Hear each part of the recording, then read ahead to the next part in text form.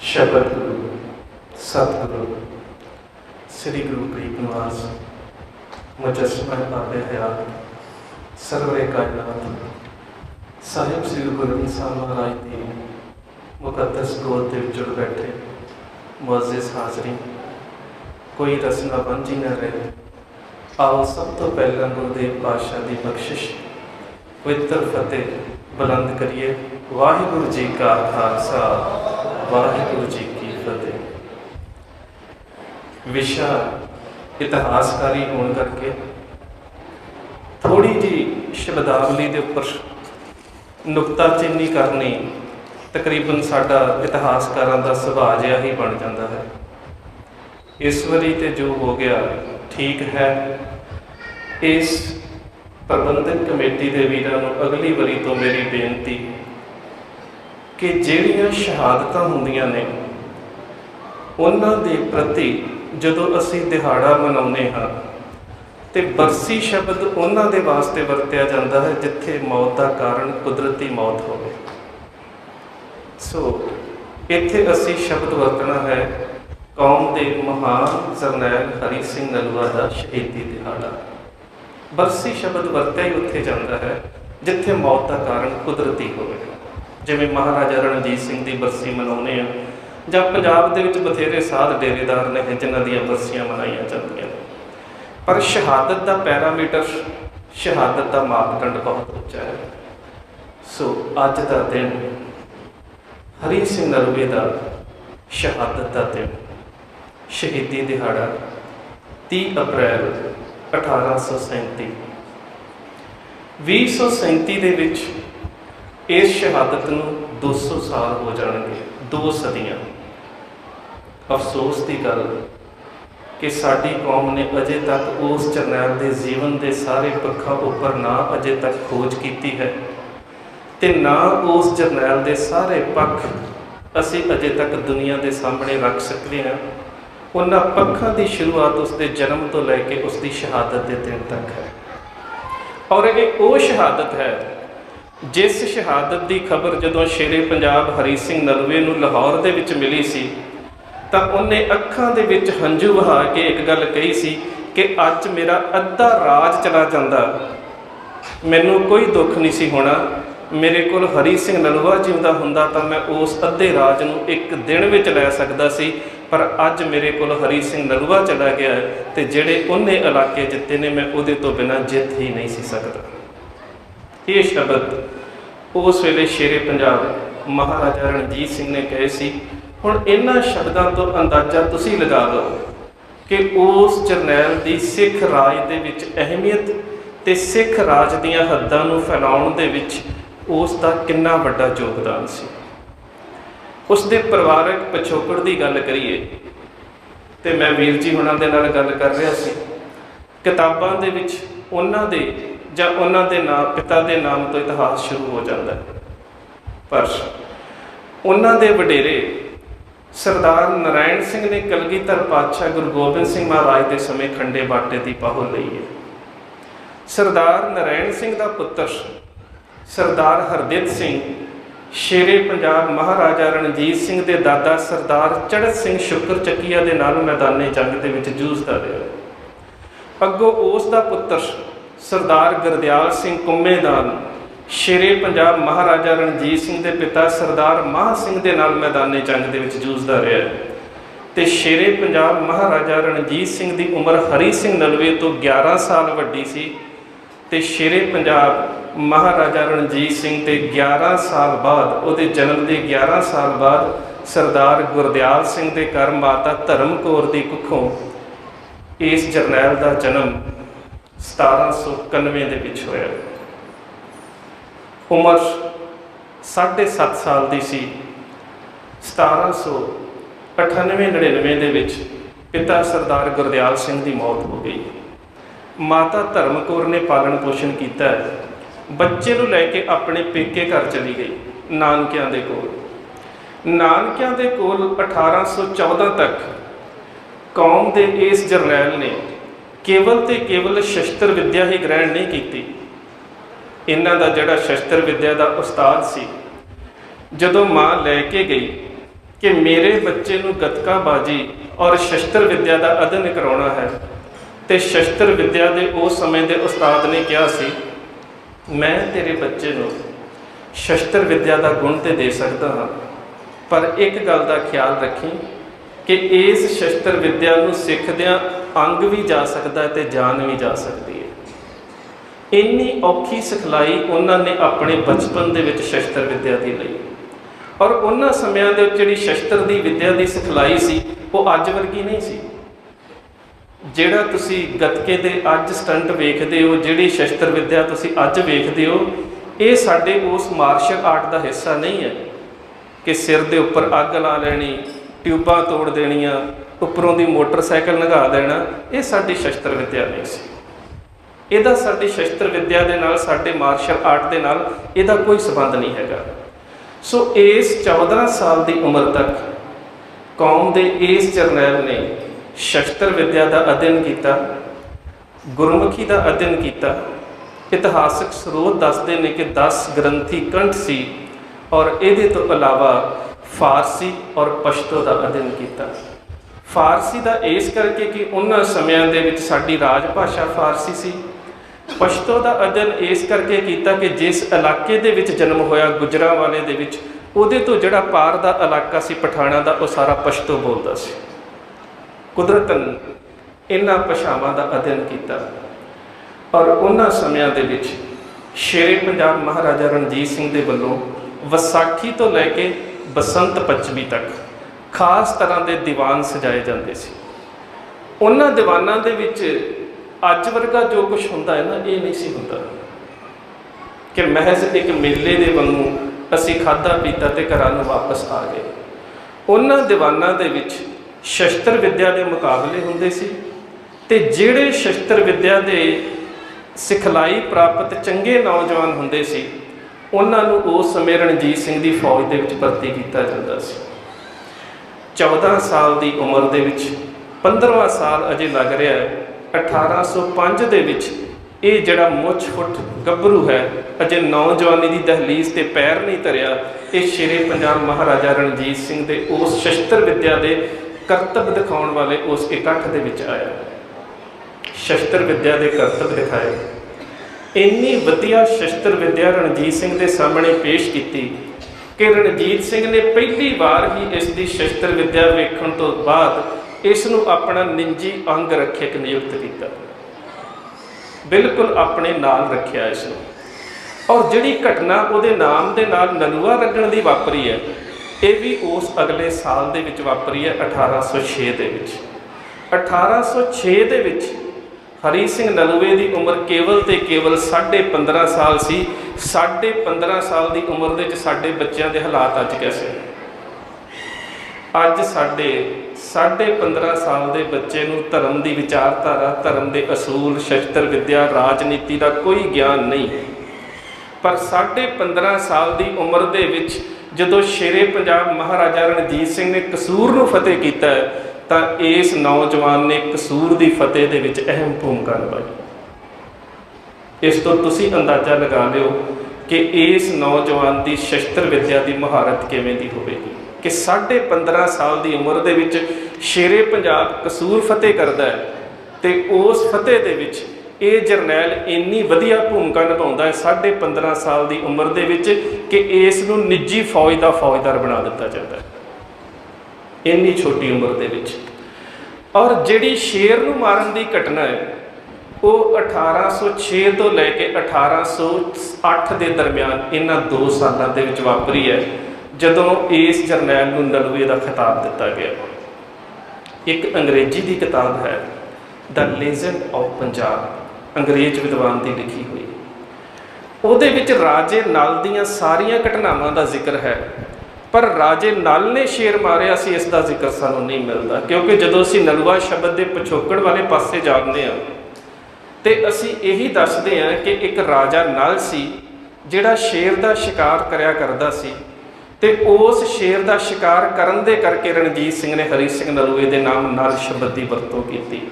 पर नल शब्द की वरतों सब तो पहला पंजाब दे विच, हुण तां ओह साडे सभ्याचारां दे विचों पक्ष खत्म हो गए ने, राजस्थान की एक लोक गाथा ढोला गाई जाती सी, जिहड़ी वीर रसी कविता हुंदी सी।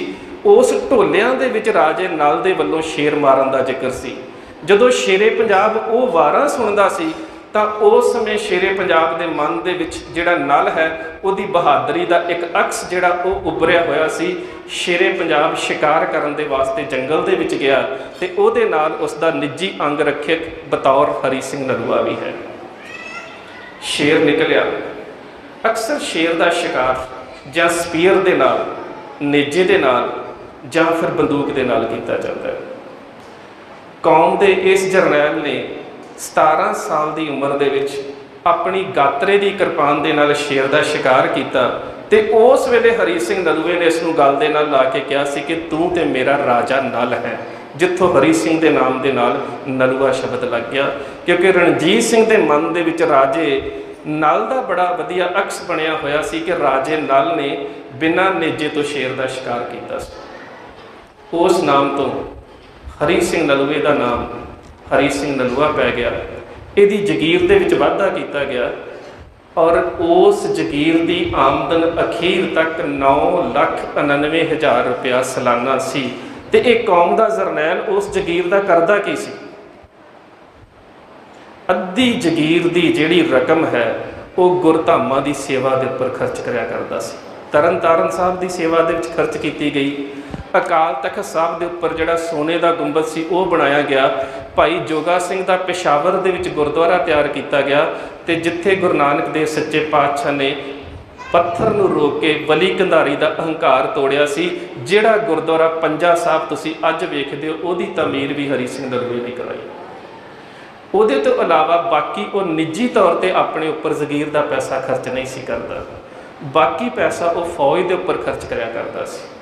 रणजीत सिंह के राज दे विच हरी सिंह नलूए की जिहड़ी पलटन है, जिहड़ी उहदी फौज निजी फौज सी, उसनूं बाकायदा बाजाबता एक सब तो बहादुर फौज गिणिया जाता सी। और हर मुहिम दे विच किसी भी मुहिम नूं जितण दा जिहड़ा कारज सी वो हरी सिंह नलूए नूं दिता जाता सी। बाकी जरनैल भी नाल सन, जिन्हां दे विच शाम सिंह अटारी वाले का पिता सरदार निहाल सिंह अटारी वाला, सरदार फतेह सिंह, सरदार जय सिंह, सरदार निधान सिंह पंज हत्था, साडे माझे का एक जरनैल सरदार अजैब सिंह रंधावा, सरदार अमर सिंह मजीठिया, ये तो इलावा एक बटाले पिंड का सरदार। ये ऐसे सरदार सी जिहड़े हरी सिंह नलूए दे नाल हर मुहिम दे विच शामिल रहे हैं। हरी सिंह नलूए ने जिस वेले मुल्तान फतेह किया उस समय वो समा है जिस मुहिम दे विच हरी सिंह नलूआ इन्ना जख्मी हो गया कि इसके बचन की कोई आस नहीं सी। मुल्तान के उपर शेरे पंजाब महाराजा रणजीत सिंह ने 4 वारी हमला किया। 3 वारी तो उत्थों के राजे मुजफ्फर खान ने रणजीत सिंह की अधीनगी स्वीकार करके नजराने दे दिते। अखीर उसनूं आले दुआले के मुसलमानों ने चुक्या कि सिखां दे राजे दे अगे असी बार बार अधीनगी क्यों स्वीकार करते हैं, असी गुलामी क्यों स्वीकार करते हैं, असी जिहाद के नाम के उपर मुकाबला करने को तैयार हैं, तू शेरे पंजाब महाराजा रणजीत सिंह का मुकाबला तो कर। उसने अपने मुल्तान के किले की जिहड़ी फसील है वो 18 फुट के करीब है, उस फसील के उपर उसने तोपां बीड़ दित्तियां। उधरों शेरे पंजाब महाराजा रणजीत सिंह ने सरदार खड़क सिंह, हरी सिंह नलूआ, निहाल सिंह अटारी, निधान सिंह पंज हत्था, अमर सिंह ते सरदार अजैब सिंह नूं फौजां दे के भेजिया। किले की फसील नहीं सी टुट रही। अखीर मैं एक शब्द तुहाडे सामने वरतन लगा, वो एक युद्ध का हथियार है, उसनूं अगन हांडी कहा जाता है। अगन हांडियां की वरतों आनंदपुर साहब के घेरे के दौरान सिख फौजा ने भी लोहगढ़ के और आनंदगढ़ के किले तो की है। एक जिस तरह साडे घरां दे विच छोटियां छोटियां मटकियां हुंदियां ने मिट्टी दियां बणियां, इस तरह मिट्टी का एक छोटा जिहा कुज्जा हुंदा सी जिहदे विच बरूद, लोहे दियां कैंकरां ते उपर वड़ेवें ते तेल पा के अग ला के उपरों थल्ले सुट दिता जाता सी। जदों वो फटदा सी ते उहदे नाल आले दुआले जिहड़ी फौज सी वो जख्मी हो जाती सी। जिस वेले शेरे पंजाब महाराजा रणजीत सिंह के जरनैल हरी सिंह नलूए नूं पता लगा कि मुल्तान के किले की फसील नहीं टुट रही, तो बजाए कि अपने किसी सिपाही नूं जां किसी आतिशबार सिख नूं भेजा जाए, हरी सिंह नलूआ ते सरदार निधान सिंह पंज हत्था खुद गए ने और किले की फसील के थल्ले बरूद लाउणा शुरू किया। कि किले की कंध के थले बरूद ला के उसनूं उड़ा दिता जाए। मुजफ्फर खान के पुत्र नूं इस गल का पता लगा, अफजल खान नूं, ते उन्हें उपरों अगन हांडियां सटवा दित्तियां। एक तरह के उन्होंने समय तुसीं पेट्रोल बंब कह सकते हो। वो जिहड़े फायर पॉट सी, जिहड़े अगन हांडियां सी, सुट्टियां गईयां, फट गईयां। थल्ले हरी सिंह जी ते सरदार निधान सिंह जी बरूदी कुप्पे दब रहे सी। ਉਹਦੇ फटन के नाल इन्हां दे अपने कुप्पे जिहड़े सी अग लगण नाल वो भी फट गए ते हरी सिंह नलूआ जख्मी हो गया। इन्ना ज़्यादा जख्मी होया कि शेरे पंजाब महाराजा रणजीत सिंह नूं इत्थों तक खबर मिल गई कि हुण हरी सिंह नलूआ जिउंदा नहीं बच सकता। शेरे पंजाब महाराजा रणजीत सिंह आप फौज लैके उत्थे गया, आप हकीम नूं लैके उत्थे गया ते नाल ही उसने अपने हकीम नूं कहा कि बेशक इस घेरे नूं अध दे विचों छड्ड के वापस आउणा पवे पर हरी सिंह नलूए का नुकसान नहीं होना चाहिए। बेशक मुजफ्फर खान ने रणजीत सिंह की फौज तो डरद्या फिर अधीनगी स्वीकार की और उस इलाके के उपर फिर सिख फौजा का कब्जा होया, पर हरी सिंह नलूए नूं दोबारा ठीक होंदियां तकरीबन 6 महीने का वक्त लग गया। इन्ना ज़्यादा जख्मी हो चुका सी हरी सिंह नलूआ। हरी सिंह नलूए ने उस तो बाद फ्रंटीयर के इलाके के कब्जा किया और जम्मू कश्मीर के इलाके के कब्जा किया। पेशावर की जंग बड़ी अहम है। पेशावर का इलाका जितना इस करके अहम है कि अज तो हिंदुत्व के प्रधान के अधीन साडा सारा इतिहास खत्म किया जा रहा है, साडा इतिहास बिगाड़िया जा रहा है। साडे इतिहास नूं हौली हौली साडे बच्चों की मानसिकता दे विचों खत्म किया जा रहा है। अज किहड़ी साडी अकैडमिक लैवल ते किहड़ी ऐसी किताब है बच्चों नूं जिहड़ी स्कूलों दे विच पढ़ाई जाती होवे जिहदे च साडा इन्ना गौरवमई ते अणखीला इतिहास होवे? कोई एक भी किताब नहीं। और पेशावर का वो इलाका है जिहड़ा 850 साल मुगलों के अधीन रहा है ते राजे जयपाल तो बाद जेकर पेशावर नूं फतेह किसी कौम ने किया है तो केवल सिखां ने। इस तो पहला शेरे पंजाब महाराजा रणजीत सिंह के जरनैलों तो पहला पेशावर के इलाके नूं कोई जरनैल हिंदुस्तान दे विच ऐसा नहीं जम्मिया जिहड़ा हिंदुस्तान दे विच पंजाब का हिस्सा बना सकिया होवे। 850 साल बाद उस इलाके के उपर कब्जा किया गया। पेशावर की जिस वेले फतेह हुई तो उत्थों का जिहड़ा मुहम्मद सुल्तान नाम का जरनैल सी वो हार गया। जदों इस गल का पता काबल दे विच बैठे दोस्त मुहम्मद खान नूं पता लगा तो दोस्त मुहम्मद खान ने एक चिट्ठी लिखी है हरी सिंह नलूए नूं। ते उस समय हरी सिंह नलूए के नाल मैदाने जंग च जाण वाला पता कौन सी? कुछ दिन ही होए ने जदों कार सेवा वाले बाबिया ने तरन तारण साहब की डेहड़ी नूं ढाया है तो साडी मानसिकता दे विच एकदम कंवर नौ निहाल सिंह का नाम आया सी। कंवर नौ निहाल सिंह की उस समय 1834 उम्र 14 साल सी जदों वो हरी सिंह नलूए के नाल पेशावर नूं फतेह करने वास्ते गया। हुण तुसीं वेख लो कि साडे उन्हां समयां दे विच जिहड़े जरनैल सी जिन्हां ने इन्नियां वड्डियां मुहिमां दे विच फतेह प्राप्त की है, उन्हां दी उम्र की सी? 14 साल की उम्र के कंवर नौ निहाल सिंह ने उस इलाके नूं फतेह किया हरी सिंह नलूए के नाल। और शेरे पंजाब महाराजा रणजीत सिंह ने हरी सिंह नलूए नूं बकायदा ताकीद की सी कि तुसी मेरे पुत्रे कंवर नौ निहाल सिंह नूं मैदाने जंग की युद्ध नीति की ते राजनीति की सिखलाई दिओ। कंवर नौ निहाल सिंह ने उस इलाके जिन्नियां भी जित्तां प्राप्त कीतियां ने, जिन्ने भी इलाके होर फतेह किए ने, हजरों तो लैके पेशावर तक के इलाके सारे हरी सिंह नलूए के नाल फतेह किए ने। हरी सिंह नलूए के नाल रहा है। हरी सिंह नलूए ने पेशावर ते कब्जा किया। दोस्त मुहम्मद खान ने चिट्ठी लिखी है। उस चिट्ठी लिखण का कारण की सी? पेशावर तो अगे अटक, अटक तो अगे जमरौद, जमरौद तो अगे जलालाबाद ते जलालाबाद तो अगे काबल। उस वेले दोस्त मुहम्मद खान समझ गया कि जेकर सिख फौजा ने अज पेशावर ते कब्जा कर लिया, इस तो बाद जमरौद ते कब्जा करनगे, जमरौद तो बाद जलालाबाद ते कब्जा करनगे ते काबल तो हमला करन तो फिर सिखां नूं कोई नहीं बचा सकता। उसने चिट्ठी लिखी है। उस चिट्ठी दे विच उसने लिखिया, उसने कहा कि पेशावर मुसलमानां दा है, पेशावर पठाणां दा है, तुसी अपनी फौज नूं इत्थों लैके वापस चले जाओ। जे तुसी पेशावर का इलाका ना छड्डिया तो पठाणा का बच्चा बच्चा मरता जाएगा, पर पेशावर के उपर तुहाडा कब्जा नहीं रहन देवेगा। सरदार हरी सिंह नलूए ने फारसी दे विच कंवर नौ निहाल सिंह की सहमति के नाल एक खत लिखिया। उस खत दे विच उसने लिखिया है, कंवर नौ निहाल सिंह ने ते हरी सिंह नलूए ने काबल दे पठान दोस्त मुहम्मद खान नूं कहंदा, दोस्त मुहम्मद खान ये इलाका 800 साल पहला पंजाब का हिस्सा सी, तुसी कब्जा कीता सी। अज 825 साल बाद दोबारा फिर असी पेशावर के इलाके नूं पंजाब दे विच मिला लिया है। हक बा हकदार रसीद, उसके आखिरी शब्द ने जिहदा हक सी उन्हें जुरत दे नाल लै लिया। हुण जे तू जुरत दे नाल साडे को पेशावर लैना चाहुंदा ते मैदाने जंग दे विच आ जा, अगली गल असी तेग दी नोक दे नाल खून दे नाल लिखांगे, इस तरह तैनूं असी नहीं देवांगे। पेशावर दे उपर कब्जा होया। उस तो बाद शेरे पंजाब महाराजा रणजीत सिंह ने हरी सिंह नलूए की एक अहम घटना है, कश्मीर का गवर्नर बनना। कश्मीर का गवर्नर बनने तो बाद शेरे पंजाब महाराजा रणजीत सिंह ने हरी सिंह नूं अपने नाम का सिक्का जारी करने का अधिकार भी दिता है। पर ये पिछे साडी जिहड़ी इतिहास की परंपरा है बहुत वड्डी है। अहमद शाह अब्दाली तुसीं सारे जानते हो हिंदुस्तान के उपर किन्ने हमले किए। वीर जी ने हुणे जिक्र किया सी, जदों अहमद शाह अब्दाली ने लाहौर के सूबेदार नूं पुछया सी ना कि मैं मरट्टियां दा एक बारी लक तोड़िया पानीपत के मैदान दे विच, उस तो बाद मरट्टे मेरे अगे सिर नहीं चुक सके। उस तो बाद मरट्टियां ने अब्दाली का सामना नहीं किया। उसने लाहौर के फौजदार नूं पुछया सी ये सिख कौन ने।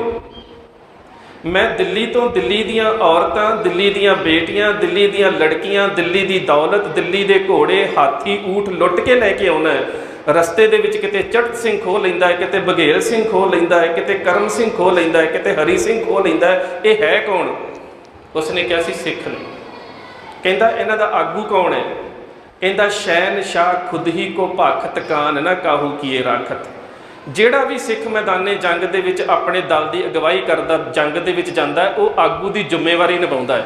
अज तां साडी कौम का आगू बन के भी जिम्मेवारी नहीं निभा रहा। जिन्ना कौम की विचारधारक पक्ष तो नुकसान होया है, दुर्गति हुई है, वो उस समय दे विच हुई है जिन्हों असीं सिख आगूआं की सरकार कहंदे रहे।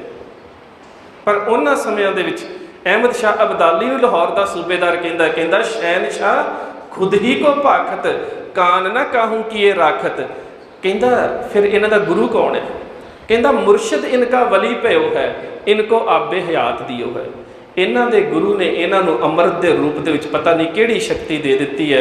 असी मारदे खप गए हैं पर यह साडे कोलों खत्म नहीं होई। कहंदा खांदे की ने? रोटी पानी जे जंगलों च रहिंदे ने, खांदे की ने? कहंदा ये तो पता नहीं। एक घाह बूट खा के, जंगलों के पत्ते खा के, रुख खा के, घाह खा के भी गुजारा कर लेंदे ने, पर खांदे किवें ने मैं तैनूं ये दस सकदा।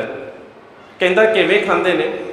कहंदा लंगर तैयार करते ने, नगारा वजाउंदे ने, ते फिर उच्ची आवाज़ दे विच कहंदे ने भूखा देत आवाज़ा कोई आओ देग तैयार गुर होई, कि साडे गुरु का लंगर तैयार है, जे कोई दुश्मन भी साडी आवाज़ सुन रहा तो आके छक जा सकदा। अहमद शाह अब्दाली हसिया, इन्ने कमले ने, इन्ने मूर्ख ने, लंगर आप तैयार करते हैं तो बुलाते दुश्मन नूं ने कि आके छक जाओ। कहंदा जे दुश्मन आ जाए, कहंदा आ जाए। कहंदा जे लंगर च बैठ जाए, कहंदा कुछ नहीं, कहंदे बैठ जाए। कहंदा जे लंगर छक जाए, कहंदा छक जाए। कहंदा जे सारा ही छक जाए, इन्हां दे छकण दे वास्ते कुछ बचे ही ना, तो कहंदा फिर भी अपने गुरु के अगे अरदास करके कहंदे ने बच्चे तो दाना आप खले हैं, नहीं तो लंगर मस्त बते हैं। फिर कहंदे लंगर मस्ताना हो गया। फिर उन्हें एक गल कही सी, अजी कौम बू बादशाही आमद। जे इस कौम दे विच इन्ने वड्डे गुण ने ना, फिर इस कौम दे विचों मैनूं बादशाह दी बो आउंदी है, कदी राजे जरूर बनणगे। जे इस कौम दे विच इन्ने गुण ने, अज वो गुण ही तो खत्म होए ने, कौम थोड़ा खत्म हुई है। दस्तारां वाले असी हाँ, अमृतधारी असी हाँ, राजनीतिक पार्टी साडी है, पर वो गुण खत्म हो गए साडे विचों। जिन्हां गुणां दा अब्दाली नूं भी पता सी, ते अब्दाली ने उन्हां गुणां नूं सुन के कह दिता सी अजी कौम बू बादशाही आमद, कि इस कौम दे विचों मैनूं हुण बादशाहत दी बो आउंदी है, ये कदी ना कदी राजे जरूर बनणगे। अहमद शाह अब्दाली की काबल मौत हुई। उहदे पुत्रां दे विच तखत तो लैके लड़ाई छिड़ पई। वो लड़ाई ऐसी छिड़ी कि उहदे पुत्रां ने आपस दे विच खाना जंगी शुरू कर ली। अखीर फतेह खान काबल का हाकम बन गया, तो जिहड़ा अपने आप नूं अहमद शाह अब्दाली का अधिकारी समझदा सी शाह सुजा, उसनूं कैद कर लिया गया। जिहड़ा कोहे नूर हीरा है, ये शाह सुजा दे कोल सी, अब्दाली ने शाह सुजा नूं दे दिता सी। जे इसनूं पिछे इतिहास दे विच वेखना है तां ये हीरा गोलकंडे दीयां पठाणां जिहड़ियां खाणां ने उहदे विचों निकलिया सी। इस नूं सब तो पहला शाहजहान नूं दिता गया सी। शाहजहान तो चलदा चलदा ये जिहड़ा हीरा सीगा ये आ गया सी औरंगजेब दे कोल। आ तुसीं हुण दा इतिहास पढ़ के वेखो, मैं पिछे जे अंग्रेजी की एक किताब कीती द हिस्टरी ऑफ कोहेनूर, ते पता उहदे च की लिखिया सी जी, ये कोहेनूर हीरा तो साडे कौरवां पांडवां दा सी। किताब छपी है, पढ़ाई जा रही, विक रही है, अंग्रेजी की किताब द हिस्टरी ऑफ कोहेनूर, लिखिया है तो कौरवां पांडवां दा हीरा सी। भी होर किते तुहाडी महाभारत जिक्र नहीं आउंदा कि किन्ना दा सी, इतिहास उहदा साडे सारे सामने है। तुसीं हीरे नूं कौरवां पांडवां दे नाल जोड़ना शुरू कर दिता। जे कौरवां पांडवां दा हुंदा तो लड़ाई दुरोपती तो ना हुंदी, हीरे तो हुंदी, क्योंकि उस समय की सब तो वड्डी कीमती चीज़ ये सी। सो खैर उस समय ये हीरा शाहजहान तो औरंगजेब तक आया। औरंगजेब की मौत तो बाद उहदे परिवार दे कोल आया, तो जदों अहमद शाह अब्दाली तो पहला नादर शाह ने दिल्ली ते कब्जा किया तो वह हीरा नादर शाह ने खो लिया। नादर शाह दे कोल वो हीरा अहमद शाह अब्दाली ने खोया, तो अहमद शाह अब्दाली दे कोल वो हीरा शाह सुजा दे कोल आ गया। शाह सुजा नूं कैद कर लिया गया, पर उसने वो हीरा जिहड़ा सी वो लुका लिया किते। उस तो बाद शाह सुजा जलावतन होके श्रीनगर पहुँच गया, तो श्रीनगर के राजे जबार खान नूं जदों पता लगा ना कि दुनिया का कीमती हीरा इहदे कोल है, उन्हें उसनूं शेरगढ़ी दे विच कैद कर लिया। एक घटना 1817 की है।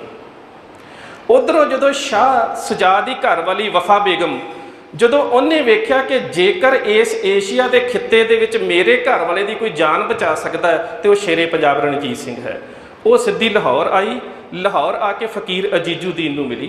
फकीर अजीजुद्दीन नूं मिल के वो शेरे पंजाब महाराजा रणजीत सिंह के दरबार दे विच फरियादी हुई कि मेरे पति नूं शेरगढ़ी किले दे विच जिहड़ा श्रीनगर दे विच है उत्थे कैद किया होया है, जे किते तुसी मेरे पति नूं उस कैद दे विचों मुक्त करा दिओ तो मैं तुहानूं कोहेनूर हीरा दे देवांगा।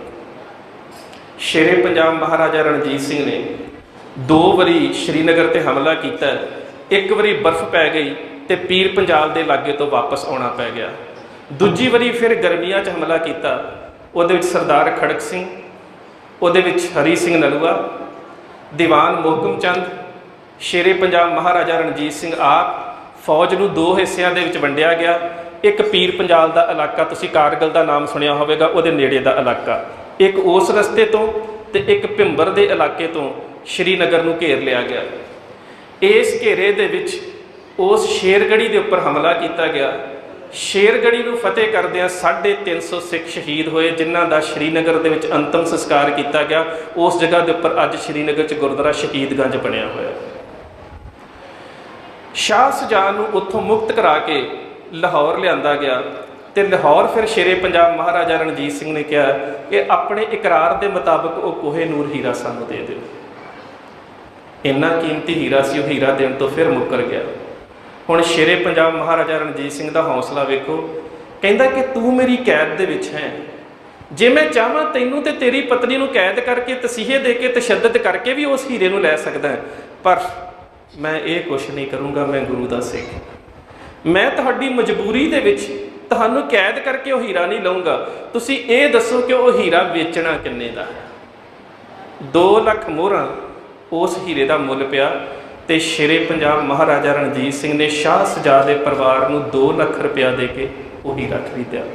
जिहड़ा हीरा दलीप सिंह तो बाद अंग्रेज लै गए, अज उस हीरे के 6 टुकड़े कर दिते गए ने, तो इंग्लैंड की महाराणी के ताज दे विच है। कदी असी उस हीरे के वारस सी। पर मैं कई बार सोचदा अज तो 10 साल जो पढ़िया पहला पढ़िया करता सी, जां जदों मैं इंग्लैंड जाके वेखदा सी कि हीरा साडी जायदाद है, तो मैं सोचता सी कि ये तो सिखां दे कोल होना चाहिए। पर जो हुण अपनी कौम के हालात वेखदा मैं कहना उत्थे पिया तो फिर भी महफूज है। जेकर इत्थे हुंदा तो हुण नूं इन्हां ने कौरवां पांडवां दा कह के दिल्ली च रखिया होना सी, हुण नूं इन्हां ने वो भी साडे कोल खो लिया होना सी। जे पंजाब दा पानी नहीं छड्डिया, पंजाब दे हक नहीं छड्डे, पंजाब दी नौजवानी नहीं छड्डी, तो वो इन्हां ने हीरा साडे कोल कित्थों छड्डना सी, जिन्हां ने हुण तो इतिहास बनाउणा शुरू कर दिता है कि वो हीरा ते कौरवां पांडवां दा सी। खैर उस वेले जो श्रीनगर के उपर कब्जा किया गया, तो हरी सिंह नलूए नूं उत्थों का गवर्नर बनाया गया। हरी सिंह नलूए ने अपने नाम का सिक्का जारी किया श्रीनगर के विच। और एक बड़ी अहम घटना दसनी जरूरी है, उत्थे 2 तरह के पठान सी ਜਿਹੜੇ ਸਭ ਤੋਂ ਵੱਧ ਹਿੰਦੂਆਂ ਨੂੰ ਤੰਗ ਕਰਦੇ ਸੀ। ਇੱਕ ਪਠਾਣਾਂ ਨੂੰ ਕਹਿੰਦੇ ਅਸੀਂ ਬੱਬੇ ਪਠਾਨ, ਇੱਕ ਨੂੰ ਕਹਿੰਦੇ ਖੱਖੇ ਪਠਾਨ। ਤੁਸੀਂ ਜਿੰਨੀਆਂ ਵੀ ਇਤਿਹਾਸ ਦੀਆਂ ਕਿਤਾਬਾਂ ਪੜ੍ਹੋਗੇ ਉਹਦੇ 'ਚ ਉਸ ਬੋਈ ਦੇ ਇਲਾਕੇ ਦੇ ਪਠਾਨ ਜਿਹੜੇ ਮੁਜ਼ੱਫਰਾਬਾਦ ਤੋਂ ਸ਼੍ਰੀਨਗਰ ਟੰਗਾਮੂਲਾ ਤੱਕ ਦਾ ਇਲਾਕਾ ਹੈ, ਉਹਦੇ ਵਿੱਚ ਤੁਹਾਨੂੰ ਦੋ ਤਰ੍ਹਾਂ ਦੇ ਪਠਾਣਾਂ ਦਾ ਜ਼ਿਕਰ ਮਿਲੇਗਾ, ਇੱਕ ਬੱਬੇ ਪਠਾਨ ਤੇ ਇੱਕ ਖੱਖੇ ਪਠਾਨ। ਤੇ ਜੇ ਇਹਨਾਂ ਦਾ ਪਿਛੋਕੜ ਵੇਖੀਏ 7 ਸਦੀਆਂ ਤੋਂ ਪਹਿਲਾਂ 7ਵੀਂ 8ਵੀਂ ਪੀੜ੍ਹੀ ਦੇ ਵਿੱਚ, ਤੇ ਬੱਬੇ ਪਠਾਨ ਉਹ ਨੇ ਜਿਹੜੇ ਬ੍ਰਾਹਮਣਾਂ ਤੋਂ ਮੁਸਲਮਾਨ ਬਣੇ, ਤੇ ਖੱਖੇ ਪਠਾਨ ਉਹ ਨੇ ਜਿਹੜੇ ਖੱਤਰੀਆਂ ਤੋਂ ਮੁਸਲਮਾਨ ਬਣੇ। ਸੋ ਇਹ ਬੱਬੇ ਤੇ ਖੱਖੇ ਬ੍ਰਾਹਮਣਾਂ ਤੇ ਖੱਤਰੀਆਂ ਤੋਂ ਜਿਹੜੇ ਮੁਸਲਮਾਨ ਧਰਮ ਦੇ ਵਿੱਚ ਆਏ, ਉਹਨਾਂ ਨੂੰ ਬੱਬੇ ਤੇ ਖੱਖੇ ਪਠਾਨ ਕਿਹਾ ਜਾਂਦਾ। ਵਡੇਰੇ ਇਹਨਾਂ ਦੇ ਵੀ ਬ੍ਰਾਹਮਣ ਸੀ ਤੇ ਬ੍ਰਾਹਮਣਾਂ ਦੇ ਉੱਪਰ ਹੀ ਜ਼ੁਲਮ ਕਰ ਰਹੇ ਸੀ, ਜਿਨ੍ਹਾਂ ਨੂੰ ਹਰੀ ਸਿੰਘ ਨਲੂਏ ਨੇ ਉਸ ਸਮੇਂ ਸਜ਼ਾ ਦਿੱਤੀ ਤੇ ਉਸ ਇਲਾਕੇ ਦੇ ਵਿੱਚ ਮੁਜ਼ੱਫਰਾਬਾਦ ਦੇ ਕੋਲ ਇੱਕ ਸ਼ਹਿਰ ਵਸਾਇਆ ਜਿਸ ਦਾ ਨਾਮ ਰੱਖਿਆ ਹਰੀ ਸਿੰਘਪੁਰਾ। ਇਤਿਹਾਸ ਦੇ ਉੱਪਰ ਮੈਂ ਖੋਜ ਕਰਦਾ, ਉਸ ਇਲਾਕੇ ਦੇ ਵਿੱਚ ਖੋਜ ਕਰਨ ਗਿਆ ਤੇ ਮੈਂ ਉੱਥੋਂ ਦੇ ਮੁਸਲਮਾਨਾਂ ਨੂੰ ਪੁੱਛਿਆ ਜੀ ਹਰੀ ਸਿੰਘਪੁਰਾ ਕਿੱਥੇ ਹੈ? ਕਹਿੰਦੇ ਜੀ ਹਰੀ ਸਿੰਘ ਦਾ ਅਸੀਂ ਨਾਮ ਨਹੀਂ ਲੈਂਦੇ। ਹੁਣ ਉਸ ਸ਼ਹਿਰ ਦਾ ਨਾਮ ਰੱਖਿਆ ਤਰਟ ਸਿੰਘਪੁਰਾ। ਵੈਸੇ ਹਰੀ ਸਿੰਘ ਹੈ ਕਾਗਜ਼ਾਂ ਦੇ ਵਿੱਚ ਨਾਮ, ਪਰ ਮੁਸਲਮਾਨ ਹਰੀ ਸਿੰਘਪੁਰਾ ਨਹੀਂ ਕਹਿੰਦੇ, ਅਜੇ ਵੀ ਹਰੀ ਸਿੰਘ ਤੋਂ ਡਰਦੇ ਨੇ, ਉਹ ਤਰਟ ਸਿੰਘਪੁਰਾ ਕਹਿੰਦੇ ਨੇ। ਤੇ ਕਸ਼ਮੀਰੀ ਭਾਸ਼ਾ ਦੇ ਵਿੱਚ ਤਰਟ ਦਾ ਮਤਲਬ ਹੁੰਦਾ ਅਸਮਾਨੀ ਬਿਜਲੀ। ਉਹ ਹਰੀ ਸਿੰਘ ਨਲੂਏ ਨੂੰ ਅਸਮਾਨੀ ਬਿਜਲੀ ਵਾਂਗੂ ਗਿਣਦੇ ਨੇ, ਕਹਿੰਦੇ ਉਹ ਤੇ ਅਸਮਾਨੀ ਬਿਜਲੀ ਵਾਂਗੂ ਆ ਕੇ ਡਿੱਗਦਾ ਸੀ, ਅਸੀਂ ਉਹਦਾ ਨਾਮ ਨਹੀਂ ਲੈਣਾ, ਅਜੇ ਵੀ ਡਰਦੇ। ਹਰੀ ਸਿੰਘਪੁਰਾ ਨਹੀਂ ਕਹਿੰਦੇ, ਉਹ ਤਰਟ ਸਿੰਘਪੁਰਾ ਕਹਿੰਦੇ ਨੇ। ਤੁਸੀਂ ਵੇਖ ਲਓ ਕਿ ਹੁਣ ਉਹ ਜਰਨੈਲ ਕਿੰਨਾ ਬਹਾਦਰ ਹੋਵੇਗਾ। ਉਸ ਇਲਾਕੇ ਦੇ ਬੱਬੇ ਔਰ ਖੱਖੇ ਪਠਾਣਾਂ ਨੂੰ ਹਰੀ ਸਿੰਘ ਨਲੂਏ ਨੇ ਸੋਧਿਆ, ਉਹਨਾਂ ਨੂੰ ਪੂਰੀ ਤਰ੍ਹਾਂ ਦੇ ਨਾਲ ਆਪਣੇ ਰਾਜ ਦੇ ਦਾਇਰੇ ਦੇ ਵਿੱਚ ਲਿਆਂਦਾ। ਔਰ ਉਸ ਸਮੇਂ ਫਿਰ ਉਸਨੇ ਇੱਕ ਐਲਾਨ ਕੀਤਾ ਹੈ, ਮੈਂ ਕਹਿੰਦਾ ਅੱਜ ਜਿਹੜੇ ਹਿੰਦੁਸਤਾਨ ਦੇ ਹੁਕਮਰਾਨ ਬਣੇ ਫਿਰਦੇ ਨੇ, ਜੇ ਕਿਤੇ ਆਪਣੇ ਇਤਿਹਾਸ ਨੂੰ ਪੜ੍ਹਨ ਤੇ ਇੱਕ ਫਾਰੂਕ ਅਬਦੁੱਲਾ ਦੀ ਲਿਖੀ ਹੋਈ ਕਿਤਾਬ ਹੈ ਉਰਦੂ ਦੇ ਵਿੱਚ ਆਤਿਸ਼ੇ ਚਨਾਰ। ਆਤਿਸ਼ੇ ਚਨਾਰ ਦਾ ਹੁਣ ਅੰਗਰੇਜ਼ੀ ਅਨੁਵਾਦ ਵੀ ਮਿਲਦਾ ਹੈ, ਕਿਤੇ ਪੜ੍ਹ ਕੇ ਵੇਖਿਓ। ਉਹਦੇ ਵਿੱਚ ਇੱਕ ਹੀ ਪਰਿਵਾਰ ਹੈ, ਰਾਜ ਕੌਲ ਤੇ ਰਘੂ ਰਾਮ ਕੌਲ। ਉਹਨਾਂ ਦੇ ਵਿੱਚੋਂ ਇੱਕ ਪਰਿਵਾਰ ਜਿਹੜਾ ਸੀਗਾ ਸੈਯਦ ਇਬਰਾਹੀਮ ਦੇ ਰਾਹੀਂ ਮੁਸਲਮਾਨ ਬਣ ਗਿਆ ਤੇ ਇੱਕ ਹਿੰਦੂ ਬਣਿਆ ਰਿਹਾ। ਜਿਹੜਾ ਹਿੰਦੂ ਬਣਿਆ ਰਿਹਾ ਉਹਦੇ ਪਰਿਵਾਰ ਦੇ ਵਿੱਚੋਂ ਜਵਾਹਰ ਲਾਲ ਨਹਿਰੂ ਹੈ, ਤੇ ਜਿਹੜਾ ਮੁਸਲਮਾਨ ਰਿਹਾ ਉਹਦੇ ਵਿੱਚੋਂ ਫਾਰਕ ਅਬਦੁੱਲੇ ਦਾ ਖਾਨਦਾਨ ਹੈ। ਇਹ ਫਾਰਕ ਅਬਦੁੱਲਾ ਆਪਣੀ ਕਿਤਾਬ 'ਚ ਆਪ ਗਿਣਦਾ, ਇਹ ਇਹਨਾਂ ਲੋਕਾਂ ਦਾ ਇਤਿਹਾਸ ਹੈ। ਇਹ ਇਤਿਹਾਸ ਹੈ ਇਹਨਾਂ ਦਾ ਕਿ ਉਸ ਸਮੇਂ ਦੇ ਦੌਰਾਨ ਇਹਨਾਂ ਦੇ ਵਡੇਰੇ, ਇੱਕ ਪਰਿਵਾਰ ਮੁਸਲਮਾਨ ਬਣ ਗਿਆ, ਇੱਕ ਪਰਿਵਾਰ ਇਸਲਾਮ ਧਰਮ ਦਾ ਧਾਰਨੀ ਬਣ ਕੇ ਉੱਧਰ ਚਲਾ ਗਿਆ ਤੇ ਇੱਕ ਪਰਿਵਾਰ ਹਿੰਦੂ ਰਿਹਾ। ਇਸੇ ਕਰਕੇ ਤੁਸੀਂ ਜਿਹੜੀ ਆਟੋਬਾਇਓਗ੍ਰਾਫੀ ਪੰਡਿਤ ਨਹਿਰੂ ਦੀ ਪੜ੍ਹੋ ਤੇ ਉਹ ਖੁਦ ਉਹਦੇ ਵਿੱਚ ਮੰਨਦਾ ਹੈ ਕਿ ਸਾਡੇ ਵੱਡੇ ਵਡੇਰੇ ਕਸ਼ਮੀਰ ਦੇ ਰਹਿਣ ਵਾਲੇ ਰਾਜ ਕੌਲ ਦੇ ਖਾਨਦਾਨ ਦੇ ਵਿੱਚੋਂ ਸੀ। ਤੇ ਡਾਕਟਰ ਸੰਗਤ ਸਿੰਘ ਹੋਣਾ ਨੇ ਤੇ ਕੁਝ ਹੋਰ ਵਿਦਵਾਨਾਂ ਨੇ, ਸਭ ਤੋਂ ਪਹਿਲਾਂ ਹਿੰਮਤ ਸਿੰਘ ਬੇਦੀ ਨੇ ਇਹ ਰਿਸਰਚ ਕੀਤੀ ਸੀ ਕਿ ਜਿਹੜਾ ਰਾਜ ਕੌਲ ਹੈ ਉਹ ਗੰਗੂ ਬ੍ਰਾਹਮਣ ਦਾ ਬੇਟਾ ਸੀ। ਗੰਗੂ ਬ੍ਰਾਹਮਣ ਉਹੀ ਹੈ ਜਿਸ ਨੇ ਗੁਰੂ ਗੋਬਿੰਦ ਸਿੰਘ ਮਹਾਰਾਜ ਦੇ ਸਾਹਿਬਜ਼ਾਦਿਆਂ ਨੂੰ ਧੋਖੇ ਦੇ ਨਾਲ ਗ੍ਰਿਫਤਾਰ ਕਰਾਇਆ ਸੀ। ਸੋ ਗੰਗੂ ਦਾ ਪੁੱਤਰ ਰਾਜ ਕੌਲ ਹੈ ਤੇ ਰਾਜ ਕੌਲ ਦੇ ਖਾਨਦਾਨ ਦੇ ਅੱਗੋਂ ਨਹਿਰੂ ਪਰਿਵਾਰ ਚੱਲਦਾ ਹੈ। ਨਹਿਰੂ ਹਿੰਦੂ ਧਰਮ ਦੀ ਕੋਈ ਸਬ ਕਾਸਟ ਨਹੀਂ ਹੈ, ਕੋਈ ਗੋਤ ਨਹੀਂ ਹੈ। ਜਿਸ ਵੇਲੇ ਰਾਜ ਕੌਲ ਫਾਰੂਕਸੀਅਰ ਦੇ ਦਰਬਾਰ ਦੇ ਵਿੱਚ ਆਇਆ ਤੇ ਉਹਨੇ ਆ ਕੇ ਦੱਸਿਆ ਕਿ ਸਾਡੇ ਵਡੇਰਿਆਂ ਨੇ ਸਿੱਖਾਂ ਦੇ ਗੁਰੂ ਦੇ ਬੱਚਿਆਂ ਨੂੰ ਗ੍ਰਿਫਤਾਰ ਕਰਾਇਆ ਸੀ, ਤੇ ਉਸ ਸਮੇਂ ਇਲਾਹਾਬਾਦ ਨਹਿਰ ਦੇ ਕੰਢੇ ਇਹਨਾਂ ਨੂੰ 700 ਏਕੜ ਜ਼ਮੀਨ ਦਿੱਤੀ ਗਈ, ਜਿੱਥੋਂ ਇਹਨਾਂ ਦੇ ਪਰਿਵਾਰ ਦੇ ਨਾਲ ਨਹਿਰੂ ਸ਼ਬਦ ਲੱਗਾ। ਅਦਰਵਾਈਜ਼ ਨਹਿਰੂ ਹਿੰਦੂ ਧਰਮ ਦੇ ਵਿੱਚ ਕੋਈ ਸਬ ਕਾਸਟ ਨਹੀਂ ਹੈ। ਇਸ ਦੇ ਬਾਰੇ ਇਤਿਹਾਸਕ ਸਰੋਤ ਨੇ, ਤੁਸੀਂ ਪੜ੍ਹ ਸਕਦੇ ਹੋ। ਖੈਰ, ਉਸ ਸਮੇਂ ਹਰੀ ਸਿੰਘ ਨਲੂਏ ਨੇ ਉਸ ਇਲਾਕੇ ਦੇ ਵਿੱਚ ਜਿਹੜਾ ਪ੍ਰਬੰਧ ਕੀਤਾ ਹੈ, ਹਰੀ ਸਿੰਘ ਨਲੂਏ ਨੇ ਸਭ ਤੋਂ ਪਹਿਲਾਂ ਇਹ ਐਲਾਨ ਕੀਤਾ ਕਿ ਜਿਹੜੇ ਹਿੰਦੂ ਮੁਸਲਮਾਨਾਂ ਤੋਂ ਡਰਦੇ ਇਸਲਾਮ ਧਰਮ ਚਲੇ ਗਏ ਨੇ ਉਹ ਦੁਬਾਰਾ ਹਿੰਦੂ ਧਰਮ 'ਚ ਆ ਸਕਦੇ ਨੇ ਜੇ ਆਉਣਾ ਚਾਹੁਣ। ਤੇ 1 ਮਹੀਨੇ ਦੇ ਵਿੱਚ 40,000 ਹਿੰਦੂ ਦੁਬਾਰਾ ਮੁਸਲਮਾਨ ਧਰਮ ਨੂੰ ਛੱਡ ਕੇ ਫਿਰ ਆਪਣੇ ਧਰਮ ਦੇ ਵਿੱਚ ਆਇਆ। ਇਹ ਉਹ ਸੰਕਲਪ ਸੀ ਜਿਹੜਾ ਸਾਡੇ ਗੁਰਦੇਵ ਪਾਤਸ਼ਾਹ ਨੇ ਬਖਸ਼ਿਆ ਸੀ ਕਿ ਜੇ ਕੋਈ ਸੱਚਾ ਹਿੰਦੂ ਹੈ ਤਾਂ ਸੱਚਾ ਹਿੰਦੂ ਬਣ ਕੇ ਵਿਖਾਵੇ, ਜੇ ਕੋਈ ਮੁਸਲਮਾਨ ਹੈ ਤਾਂ ਸੱਚਾ ਮੁਸਲਮਾਨ ਬਣ ਕੇ ਰਹੇ। ਕਿਸੇ ਨੂੰ ਵੀ ਜਬਰੀ ਤੌਰ ਤੇ ਨਾ ਸਾਡੇ ਸਿੱਖ ਧਰਮ ਦੇ ਵਿੱਚ ਧਰਮ ਤਬਦੀਲ ਕੀਤਾ ਗਿਆ ਤੇ ਜ਼ਬਰੀ ਤੌਰ ਤੇ ਨਾ ਹੀ ਕਿਸੇ ਨੂੰ ਧਰਮ ਤਬਦੀਲੀ ਦੀ ਇਜਾਜ਼ਤ ਦਿੱਤੀ ਗਈ ਹੈ। ਸੋ ਹਰੀ ਸਿੰਘ ਨਲੂਏ ਨੇ ਉੱਥੇ ਬਹੁਤ ਵੱਡਾ ਰਾਜ ਜਿਹੜਾ ਸੀ ਉਹ ਸਥਾਪਿਤ ਕੀਤਾ। ਉਹਨਾਂ ਸਮਿਆਂ ਦੇ ਵਿੱਚ ਸ਼੍ਰੀਨਗਰ ਦਾ ਇੰਨਾ ਵਿਕਾਸ ਹੋਇਆ ਕਿ ਪਸ਼ਮੀਨੇ ਦੇ ਸ਼ਾਲ ਤੇ ਪਸ਼ਮੀਨੇ ਦੇ ਗਲੀਚੇ, ਜਿਹੜਾ ਵੀ ਉੱਥੋਂ ਦਾ ਵਪਾਰ ਸੀ ਉਹ ਬਹੁਤ ਵੱਡੇ ਪੱਧਰ ਦੇ ਉੱਪਰ ਹੋਇਆ। 2 ਸਾਲ ਲਗਾਤਾਰ ਹਰੀ ਸਿੰਘ ਨਲੂਆ ਉਸ ਇਲਾਕੇ ਦਾ ਗਵਰਨਰ ਰਿਹਾ। ਉਸ ਤੋਂ ਬਾਅਦ ਫਿਰ ਹਰੀ ਸਿੰਘ ਨਲੂਏ ਨੇ ਹਜਰੋਂ ਦੇ ਇਲਾਕੇ ਦੇ ਵਿੱਚ ਆ ਕੇ ਹੋਰ ਕਿਲੇ ਸਥਾਪਿਤ ਕੀਤੇ, ਹੋਰ ਕਈ ਇਲਾਕੇ ਫਤਿਹ ਕੀਤੇ। ਅਖੀਰ ਫਿਰ ਹਰੀ ਸਿੰਘ ਨਲੂਏ ਨੇ ਆਪਣਾ ਅਗਲਾ ਨਿਸ਼ਾਨਾ ਜਿਹੜਾ ਸੀ ਉਹ ਜਮਰੌਦ ਨੂੰ ਚੁਣਿਆ। ਹਰੀ ਸਿੰਘ ਨਲੂਏ ਨੇ ਅਟਕ ਨੂੰ ਫਤਿਹ ਕੀਤਾ। ਅਟਕ ਦੇ ਕੰਢੇ ਦੇ ਉੱਪਰ किला तैयार किया। ये किला पहला भी सी, पुराना किला सी। उस किले को दोबारा तमीर किया गया और उत्थे जड़ियाँ सिख फौजां सी उन्होंने उत्थे रखा गया। उस तो बाद हरी सिंह नलूए ने हज़रे का, जिसनों फ्रंटियर का इलाका कहा जाता सी, इनू फतेह किया। आज जिन्ना भी तुसी इतिहास दे विच पढ़ते हो कि उत्थे पठाणा दियाँ दो किस्मां ने, है सारे फ्रंटियर के इलाके दे विच पठान। एक पठान उन्हें जिन्हां दे पिछे खेल शब्द लगता है, एक दे पिछे जई शब्द लगता है, यूसुफ जई, अली जई, बरक जई, गिल जई। ये उत्थे 27 उन्हां दियां मुखियां ने पठाणा दियां। 14-15 के पिछे जई शब्द लगता है, तो कुछ के पिछे अल्लाह खेल, ईसा खेल, मूसा खेल, इबरा खेल। ਜਿਹੜੇ पठान पिंडां दे विच एक खास जाति नाल संबंधित ने, उन्हां दे पिछे खेल शब्द लगता है, तो ਜਿਹੜੇ एक खास जद दे विचों ने, खास परिवार दे विचों ने, उन्हां दे पिछे जई शब्द लगता है। सो ये यूसुफ जई तो लैके गिल जई तो उस तो लैके ईसा खेल तक ये 27 पठाणा के कबीले सी जिहड़े सारे ही सिखां के खिलाफ सी। हरी सिंह नलूए ने उस इलाके को फतेह किया और वो इलाका फतेह करना ही सब तो औखा सी। अटक के किले को फतेह करके शेरे पंजाब महाराजा रणजीत सिंह ने अगला किला तैयार किया मिचनी का। बीबी हरशरण कौर का नाम तुसीं सुनिया होवेगा। जिहड़ी बीबी हरशरण कौर की घटना है वो उदों वापरी है जदों शेरे पंजाब महाराजा रणजीत सिंह ने मिचनी का इलाका फतेह किया। मिचनी का इलाका फतेह किया, उत्थे किला तैयार किया। किला तैयार करन तो बाद जिस वेले हरी सिंह नलूआ दरबार ला के बैठा तो एक पंडित आया दरबार दे विच। आके उसने बेनती की कि असी अपने बेटे को ब्याह के लैके आ रहे सी ते रस्ते दे विच पठाणा ने साडा डोला लुट लिया। मिचनी के पठान साडी बच्ची को चुक के लै गए ने ते उन्होंने मिचनी के खान के हवाले कर दिता है, जिहड़ा उत्थों का फौजदार है। तो सानू ये पता है कि वह फौजदार जदों किसी बच्ची को चुक के लै जाता है तो उसकी इज्जत लुटन तो बाद उसनू कतल कर दिंदा है, कभी बच्ची वापस नहीं आई। हरी सिंह नलूए ने एक सवाल किया, कहता किन्ने पठाणा ने तुहानू लुटिया? कहता 5 पठान आए सी, बड़े शस्त्रधारी हो गए। कहता तुहाडी बरात दे विच किन्ने व्यक्ति सी? कहता जी 30 तो 40।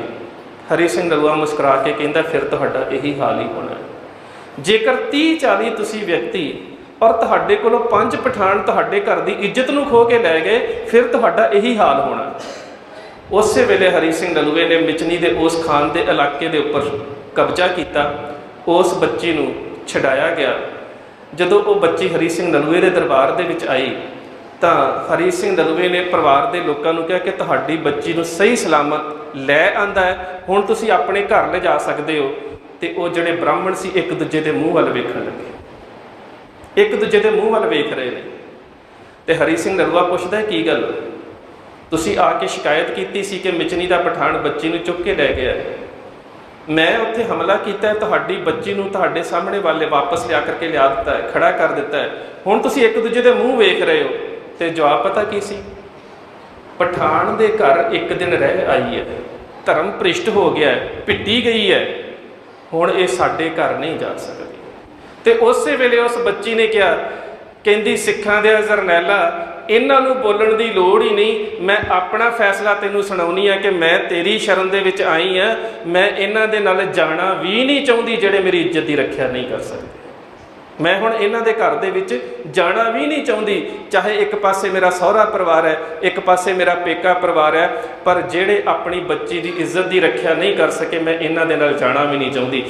जे असीं इतिहास दे विच थोड़ा पिछे चले जाइए ना, अक्सर ये घटनावां वापरदियां रहीआं ने और उन्हां घटनावां दे जिहड़े हीणे पक्ष सी ना, वो अज साडीआं मर्यादा दे हिस्से बन गए और साडे वास्ते शर्मनाक गल्लां ने।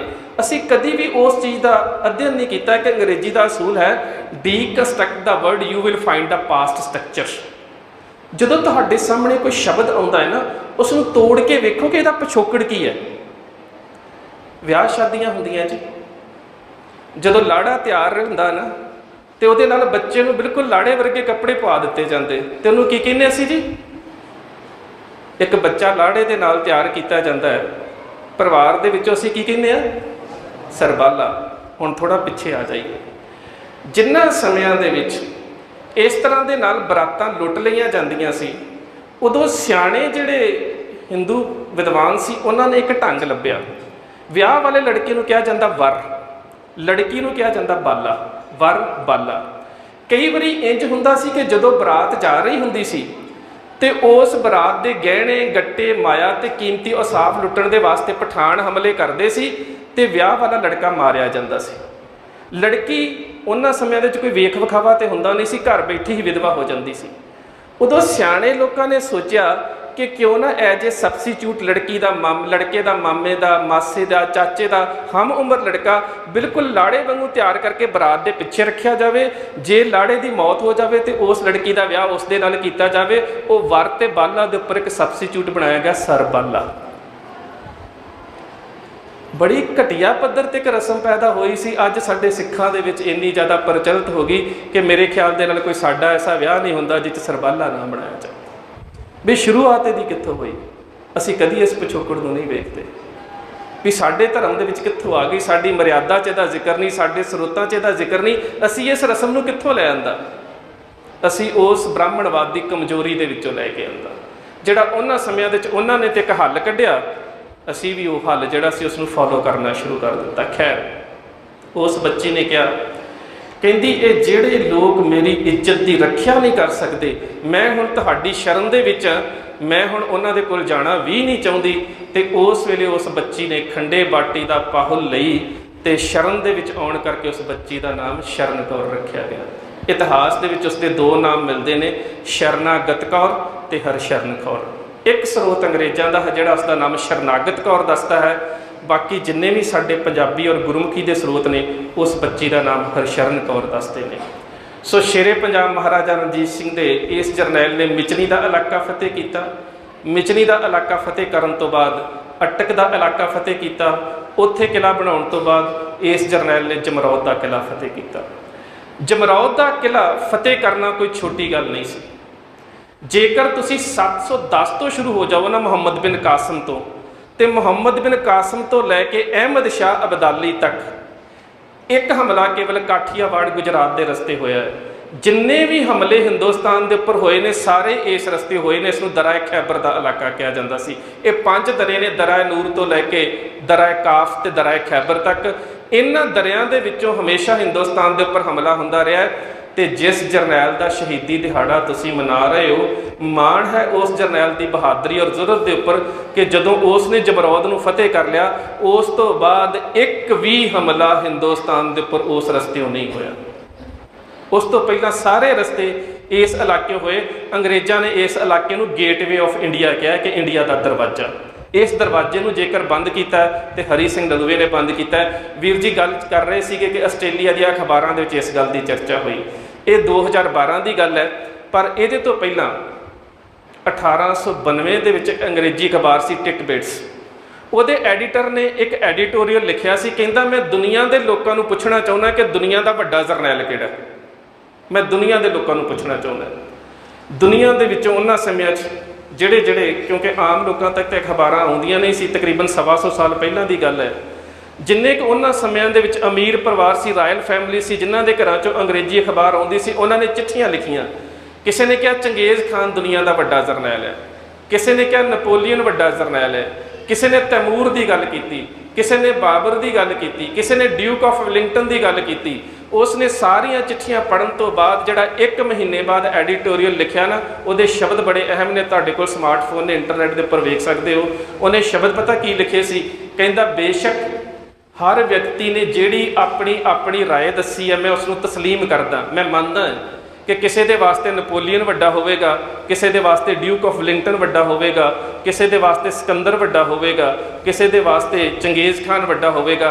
पर कहंदा जे निरपक्षता के नाल अध्ययन किया जाए ना, तो ये जिन्ने भी जरनैल ने सिकंदर तो लैके चंगेज़ खान तक ये सारे दराए खैबर के उपर आके हारते रहे ने। कहंदा जे मैनूं पुछया जाए तो मैं कहूँगा कि दुनिया का सब तो वड्डा जरनैल हरी सिंह नलूआ, जिन्हें 40 साल की उम्र जमरौद नूं फतेह कर दिता। कहंदा मेरी नज़र दे विच दुनिया का सब तो वड्डा जरनैल हरी सिंह नलूआ है, जिन्हें उस इलाके नूं फतेह किया जिन्हों अज तक, पुरानी गल तो छड्ड दिओ, अज तक भी अफगानिस्तान के इस इलाके के उपर अमरीका पूरी तरह के नाल काबज़ नहीं हो सकिया। जिहड़े पायलटलैस प्लेन हुंदे ने, ड्रोन के नाल हमले किए जा रहे हैं, अमरीका की फौज ने इत्थे अगे वधन तो ना कर दी सी। बेशक अमरीका नूं 1300 ਮਿਲੀਅਨ ਡਾਲਰ ਦਾ ਨੁਕਸਾਨ ਕਰਾ ਕੇ ਜੰਗ ਦੇ ਵਿੱਚ ਵਾਪਸ ਜਾਣਾ ਪਿਆ। ਪਰ ਦਰਾਏ ਕਾਇਫ ਤੋਂ ਲੈ ਕੇ ਦਰਾਏ ਖੈਬਰ ਤੱਕ ਦਾ ਜਿਹੜਾ ਇਲਾਕਾ ਅਜੇ ਤੱਕ ਅਮਰੀਕਾ ਵੀ ਨਹੀਂ ਫਤਿਹ ਕਰ ਸਕਿਆ। ਜੇ ਉਸ ਇਲਾਕੇ ਨੂੰ ਦੁਨੀਆ ਦੇ ਕਿਸੇ ਜਰਨੈਲ ਨੇ ਫਤਿਹ ਕੀਤਾ ਤਾਂ ਉਹ ਜਰਨੈਲ ਹੈ ਜਿਸ ਦਾ ਤੁਸੀਂ ਅੱਜ ਸ਼ਹੀਦੀ ਦਿਹਾੜਾ ਮਨਾ ਰਹੇ ਹੋ। ਇਸ ਤੋਂ ਪਹਿਲਾਂ ਕੋਈ ਉਸ ਇਲਾਕੇ ਨੂੰ ਫਤਿਹ ਨਹੀਂ ਕਰ ਸਕਿਆ। ਸੋ ਹਰੀ ਸਿੰਘ ਨਲੂਏ ਨੇ ਉੱਥੇ ਇੱਕ ਪੁਰਾਣਾ ਕਿਲ੍ਹਾ ਸੀ, ਪਹਿਲਾਂ ਉਸ ਨੂੰ ਤਾਮੀਰ ਕੀਤਾ। ਉਸ ਨੂੰ ਤਾਮੀਰ ਕਰਨ ਤੋਂ ਬਾਅਦ ਹਰੀ ਸਿੰਘ ਨਲੂਏ ਨੇ ਉੱਥੇ ਇੱਕ ਨਵਾਂ ਕਿਲ੍ਹਾ ਬਣਾਉਣਾ ਸ਼ੁਰੂ ਕੀਤਾ। ਜਦੋਂ ਨਵਾਂ ਕਿਲ੍ਹਾ ਬਣਾ ਰਿਹਾ ਸੀ ਉਸ ਸਮੇਂ ਅਜ਼ਮਲ ਖਾਨ ਨੇ ਹਮਲਾ ਕਰ ਦਿੱਤਾ। ਉਸ ਕਿਲ੍ਹੇ ਦੇ ਕੰਮ ਨੂੰ ਥੋੜ੍ਹਾ ਜਿਹਾ ਵਿੱਚ ਛੱਡਣਾ ਪਿਆ, ਪਰ ਜਿਹੜਾ ਪੁਰਾਣਾ ਕਿਲ੍ਹਾ ਸੀ ਉਸ ਦੀ ਤਾਮੀਰ ਕਰਕੇ ਉਹਦੇ ਅੰਦਰ ਇੱਕ ਖੂਹ ਪਟਵਾਇਆ ਗਿਆ। ਖੂਹ ਇਸ ਕਰਕੇ ਪਟਵਾਇਆ ਗਿਆ ਕਿ ਉਸ ਕਿਲ੍ਹੇ ਨੂੰ ਜਿਹੜਾ ਪਾਣੀ ਆਉਂਦਾ ਸੀ ਉਹ ਕਾਬਲ ਤੋਂ ਆਉਂਦੇ ਦਰਿਆ ਦੇ ਵਿੱਚੋਂ ਇੱਕ ਬਾਰਾ ਨਾਮ ਦਾ ਖਾਲ ਕੱਢਿਆ ਗਿਆ ਸੀ। ਉਸ ਖਾਲ ਦੇ ਰਾਹੀਂ ਕਿਲ੍ਹੇ ਨੂੰ ਪਾਣੀ ਆਉਂਦਾ ਸੀ। ਤੇ ਪਹਿਲਾਂ ਤਾਂ ਹਰੀ ਸਿੰਘ ਨਲੂਏ ਨੇ ਦਰਾਏ ਖੈਬਰ ਦੇ ਪਠਾਣਾਂ ਦੇ ਨਾਲ ਇੱਕ ਸੰਧੀ ਕੀਤੀ ਕਿ ਮੈਂ ਤੁਹਾਨੂੰ 1200 ਮੋਹਰਾਂ ਦੀ ਜਗੀਰ ਦਿੰਦਾ, ਤੁਸੀਂ ਇਸ ਪਾਣੀ ਨੂੰ ਨਹੀਂ ਰੋਕਣਾ। ਕੁਝ ਚਿਰ ਤੱਕ ਤਾਂ ਉਹ ਸੰਧੀ ਦੇ ਉੱਪਰ ਉਹ ਕਾਇਮ ਰਹੇ, ਪਰ ਹਰੀ ਸਿੰਘ ਨਲੂਆ ਬੜਾ ਨੀਤੀਵਾਨ ਜਰਨੈਲ ਸੀ। ਉਸਨੇ ਸੋਚਿਆ ਕਿ ਜੇ ਕਿਤੇ ਇਹਨਾਂ ਦੇ ਉੱਪਰ ਕੋਈ ਬਾਹਰੀ ਦਬਾਅ ਪਿਆ ਤੇ ਇਹਨਾਂ ਨੇ ਕਿਲ੍ਹੇ ਦਾ ਪਾਣੀ ਰੋਕ ਦਿੱਤਾ ਨਾ, ਤੇ ਫਿਰ ਅੰਦਰ ਸਿੱਖ ਫੌਜਾਂ ਦੇ ਵਾਸਤੇ ਪਾਣੀ ਦੀ ਕਿੱਲਤ ਹੋਵੇਗੀ, ਲੜਨਾ ਬਹੁਤ ਔਖਾ ਹੋਵੇਗਾ। ਰੇਤਲਾ ਇਲਾਕਾ, ਗਰਮੀ ਉੱਥੇ ਬਹੁਤ ਹੁੰਦੀ ਹੈ। ਉਸ ਕਰਕੇ ਉਸਨੇ ਕਿਲ੍ਹੇ ਦੇ ਅੰਦਰ ਦੇ ਵਿੱਚ ਇੱਕ ਬਹੁਤ ਡੂੰਘਾ ਖੂਹ ਪਟਵਾਇਆ ਕਿ ਜੇ ਬਾਹਰੋਂ ਪਾਣੀ ਨਾ ਆ ਸਕੇ ਤੇ ਅੰਦਰੋਂ ਪਾਣੀ ਦੀ ਜਿਹੜੀ ਕਮੀ ਉਸ ਨੂੰ ਪੂਰਾ ਕੀਤਾ ਜਾ ਸਕੇ। ਹਰੀ ਸਿੰਘ ਨਲੂਏ ਨੇ ਜਦੋਂ ਉਸ ਇਲਾਕੇ ਦੇ ਉੱਪਰ ਕਬਜ਼ਾ ਕੀਤਾ ਤੇ ਸ਼ਮਸ਼ੂਦੀਨ ਉਸ ਇਲਾਕੇ ਦਾ ਹਾਕਮ ਸੀ, ਉਸ ਦਾ ਨਾਇਬ ਜਿਹੜਾ ਸੀ ਨਾਸਰ ਖਾਨ ਸੀ। ਤੁਸੀਂ ਆਮ ਗੱਲ ਸੁਣੀ ਹੋਵੇਗੀ, ਇਹ ਕਿਸੇ ਪੰਜਾਬੀ ਸਰੋਤ ਨੇ ਨਹੀਂ ਲਿਖੀ। ਸਭ ਤੋਂ ਪਹਿਲਾਂ ਇੱਕ ਅੰਗਰੇਜ਼ੀ ਵਿਦਵਾਨ ਨੇ ਇਹ ਗੱਲ ਲਿਖੀ ਹੈ। ਉਸਨੇ ਕਵਿਤਾ ਦੇ ਵਿੱਚ ਲਿਖੀ ਸੀ, ਉਹ ਰਹਿਣ ਵਾਲਾ ਫਰਾਂਸ ਦਾ ਸੀ, ਉਹ ਜਿਹੜਾ ਲਿਖਾਰੀ ਹੈ। ਉਸ ਫਰਾਂਸ ਦੇ ਲਿਖਾਰੀ ਨੇ ਸਭ ਤੋਂ ਪਹਿਲਾਂ ਇਹ ਗੱਲ ਲਿਖੀ ਸੀ ਕਿ ਜਦੋਂ ਮੈਂ ਫਰੰਟੀਅਰ ਦੇ ਉਸ ਇਲਾਕੇ ਦੇ ਵਿੱਚ ਗਿਆ ਨਾ ਤੇ ਹਰੀ ਸਿੰਘ ਨਲੂਏ ਦੀ ਮੌਤ ਹੋਇਆ, ਕਹਿੰਦਾ 40 ਸਾਲ ਹੋ ਚੁੱਕੇ ਸੀ, ਪਰ ਅਜੇ ਵੀ ਘਰ ਦੇ ਵਿੱਚ ਕੋਈ ਬੱਚਾ ਰੋਂਦਾ ਸੀ ਨਾ ਤੇ ਪਠਾਣੀਆਂ ਕਹਿੰਦੀਆਂ ਸੀ ਚੁੱਪ ਛਾ ਹਰੀਆ ਰਾਂਗਲੇ, ਪੁੱਤ ਚੁੱਪ ਕਰ ਜਾ, ਹਰੀ ਸਿੰਘ ਨਲੂਆ ਆ ਜਾਏਗਾ। ਕਹਿੰਦਾ ਉਹਦੀ ਮੌਤ ਤੋਂ 40 ਸਾਲ ਬਾਅਦ ਵੀ ਪਠਾਣੀਆਂ ਆਪਣੇ ਬੱਚਿਆਂ ਨੂੰ ਹਰੀ ਸਿੰਘ ਨਲੂਏ ਦੇ ਨਾਂ ਤੋਂ ਡਰਾਉਂਦੀਆਂ ਸੀ। ਇਹ ਫਰਾਂਸ ਦੇ ਲਿਖਾਰੀ ਨੇ ਗੱਲ ਲਿਖੀ ਹੈ, ਕਿਸੇ ਸਿੱਖ ਸਰੋਤ ਦੇ ਵਿੱਚ ਇਸ ਦਾ ਦਰਜ ਨਹੀਂ ਹੈਗਾ। ਸੋ ਜਦੋਂ ਉੱਥੋਂ ਦੇ ਪਠਾਣਾਂ ਨੂੰ ਪਤਾ ਲੱਗਾ ਕਿ ਹਰੀ ਸਿੰਘ ਨਲੂਏ ਨੇ ਇਸ ਇਲਾਕੇ ਤੇ ਕਬਜ਼ਾ ਕਰਕੇ ਕਿਲ੍ਹੇ ਦੀ ਤਾਮੀਰ ਕਰਨੀ ਸ਼ੁਰੂ ਕਰ ਦਿੱਤੀ ਹੈ, ਦੋ ਘਟਨਾਵਾਂ ਬੜੀਆਂ ਅਹਿਮ ਹੋਈਆਂ ਨੇ।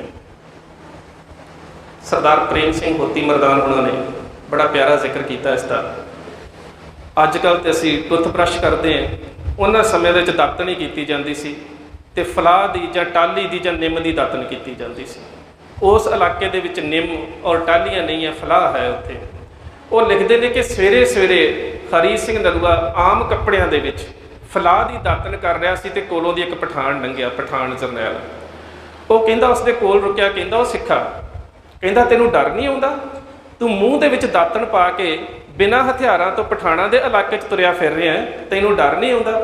ਕਹਿੰਦਾ ਨਹੀਂ, ਗੁਰੂ ਗੋਬਿੰਦ ਸਿੰਘ ਮੇਰੇ ਨਾਲ ਹੈ, ਮੈਨੂੰ ਬਿਲਕੁਲ ਡਰ ਨਹੀਂ ਆਉਂਦਾ। ਕਹਿੰਦਾ ਜੇ ਕਿਤੇ ਇੰਨਾ ਹੀ ਬਹਾਦਰ ਹੈ ਤੇ ਆ ਮੇਰੇ ਪਿੰਡ ਦੇ ਵਿੱਚ ਮੇਰੇ ਨਾਲ ਸ਼ਮਸ਼ੀਰਬਾਜ਼ੀ ਕਰਕੇ ਵੇਖ, ਮੇਰੇ ਨਾਲ ਤਲਵਾਰਬਾਜ਼ੀ ਕਰਕੇ ਵੇਖ, ਮੈਂ ਇਕਰਾਰ ਕਰਦਾ ਕਿ ਮੇਰੇ ਪਿੰਡ ਵਿੱਚ ਤੇਰੇ ਤੇ ਹਮਲਾ ਨਹੀਂ ਕੀਤਾ ਜਾਊਗਾ। ਉਸ ਨੂੰ ਪਤਾ ਹੀ ਨਹੀਂ ਸੀ ਕਿ ਹਰੀ ਸਿੰਘ ਨਲੂਆ ਹੈ। ਉਹਨੇ ਸੋਚਿਆ ਆਮ ਸਿੱਖ ਹੈ, ਉਸ ਨੂੰ ਆਪਣੇ ਪਿੰਡ ਲੈ ਗਿਆ ਤੇ ਹਰੀ ਸਿੰਘ ਨਲੂਆ ਵੀ ਚਲਾ ਗਿਆ।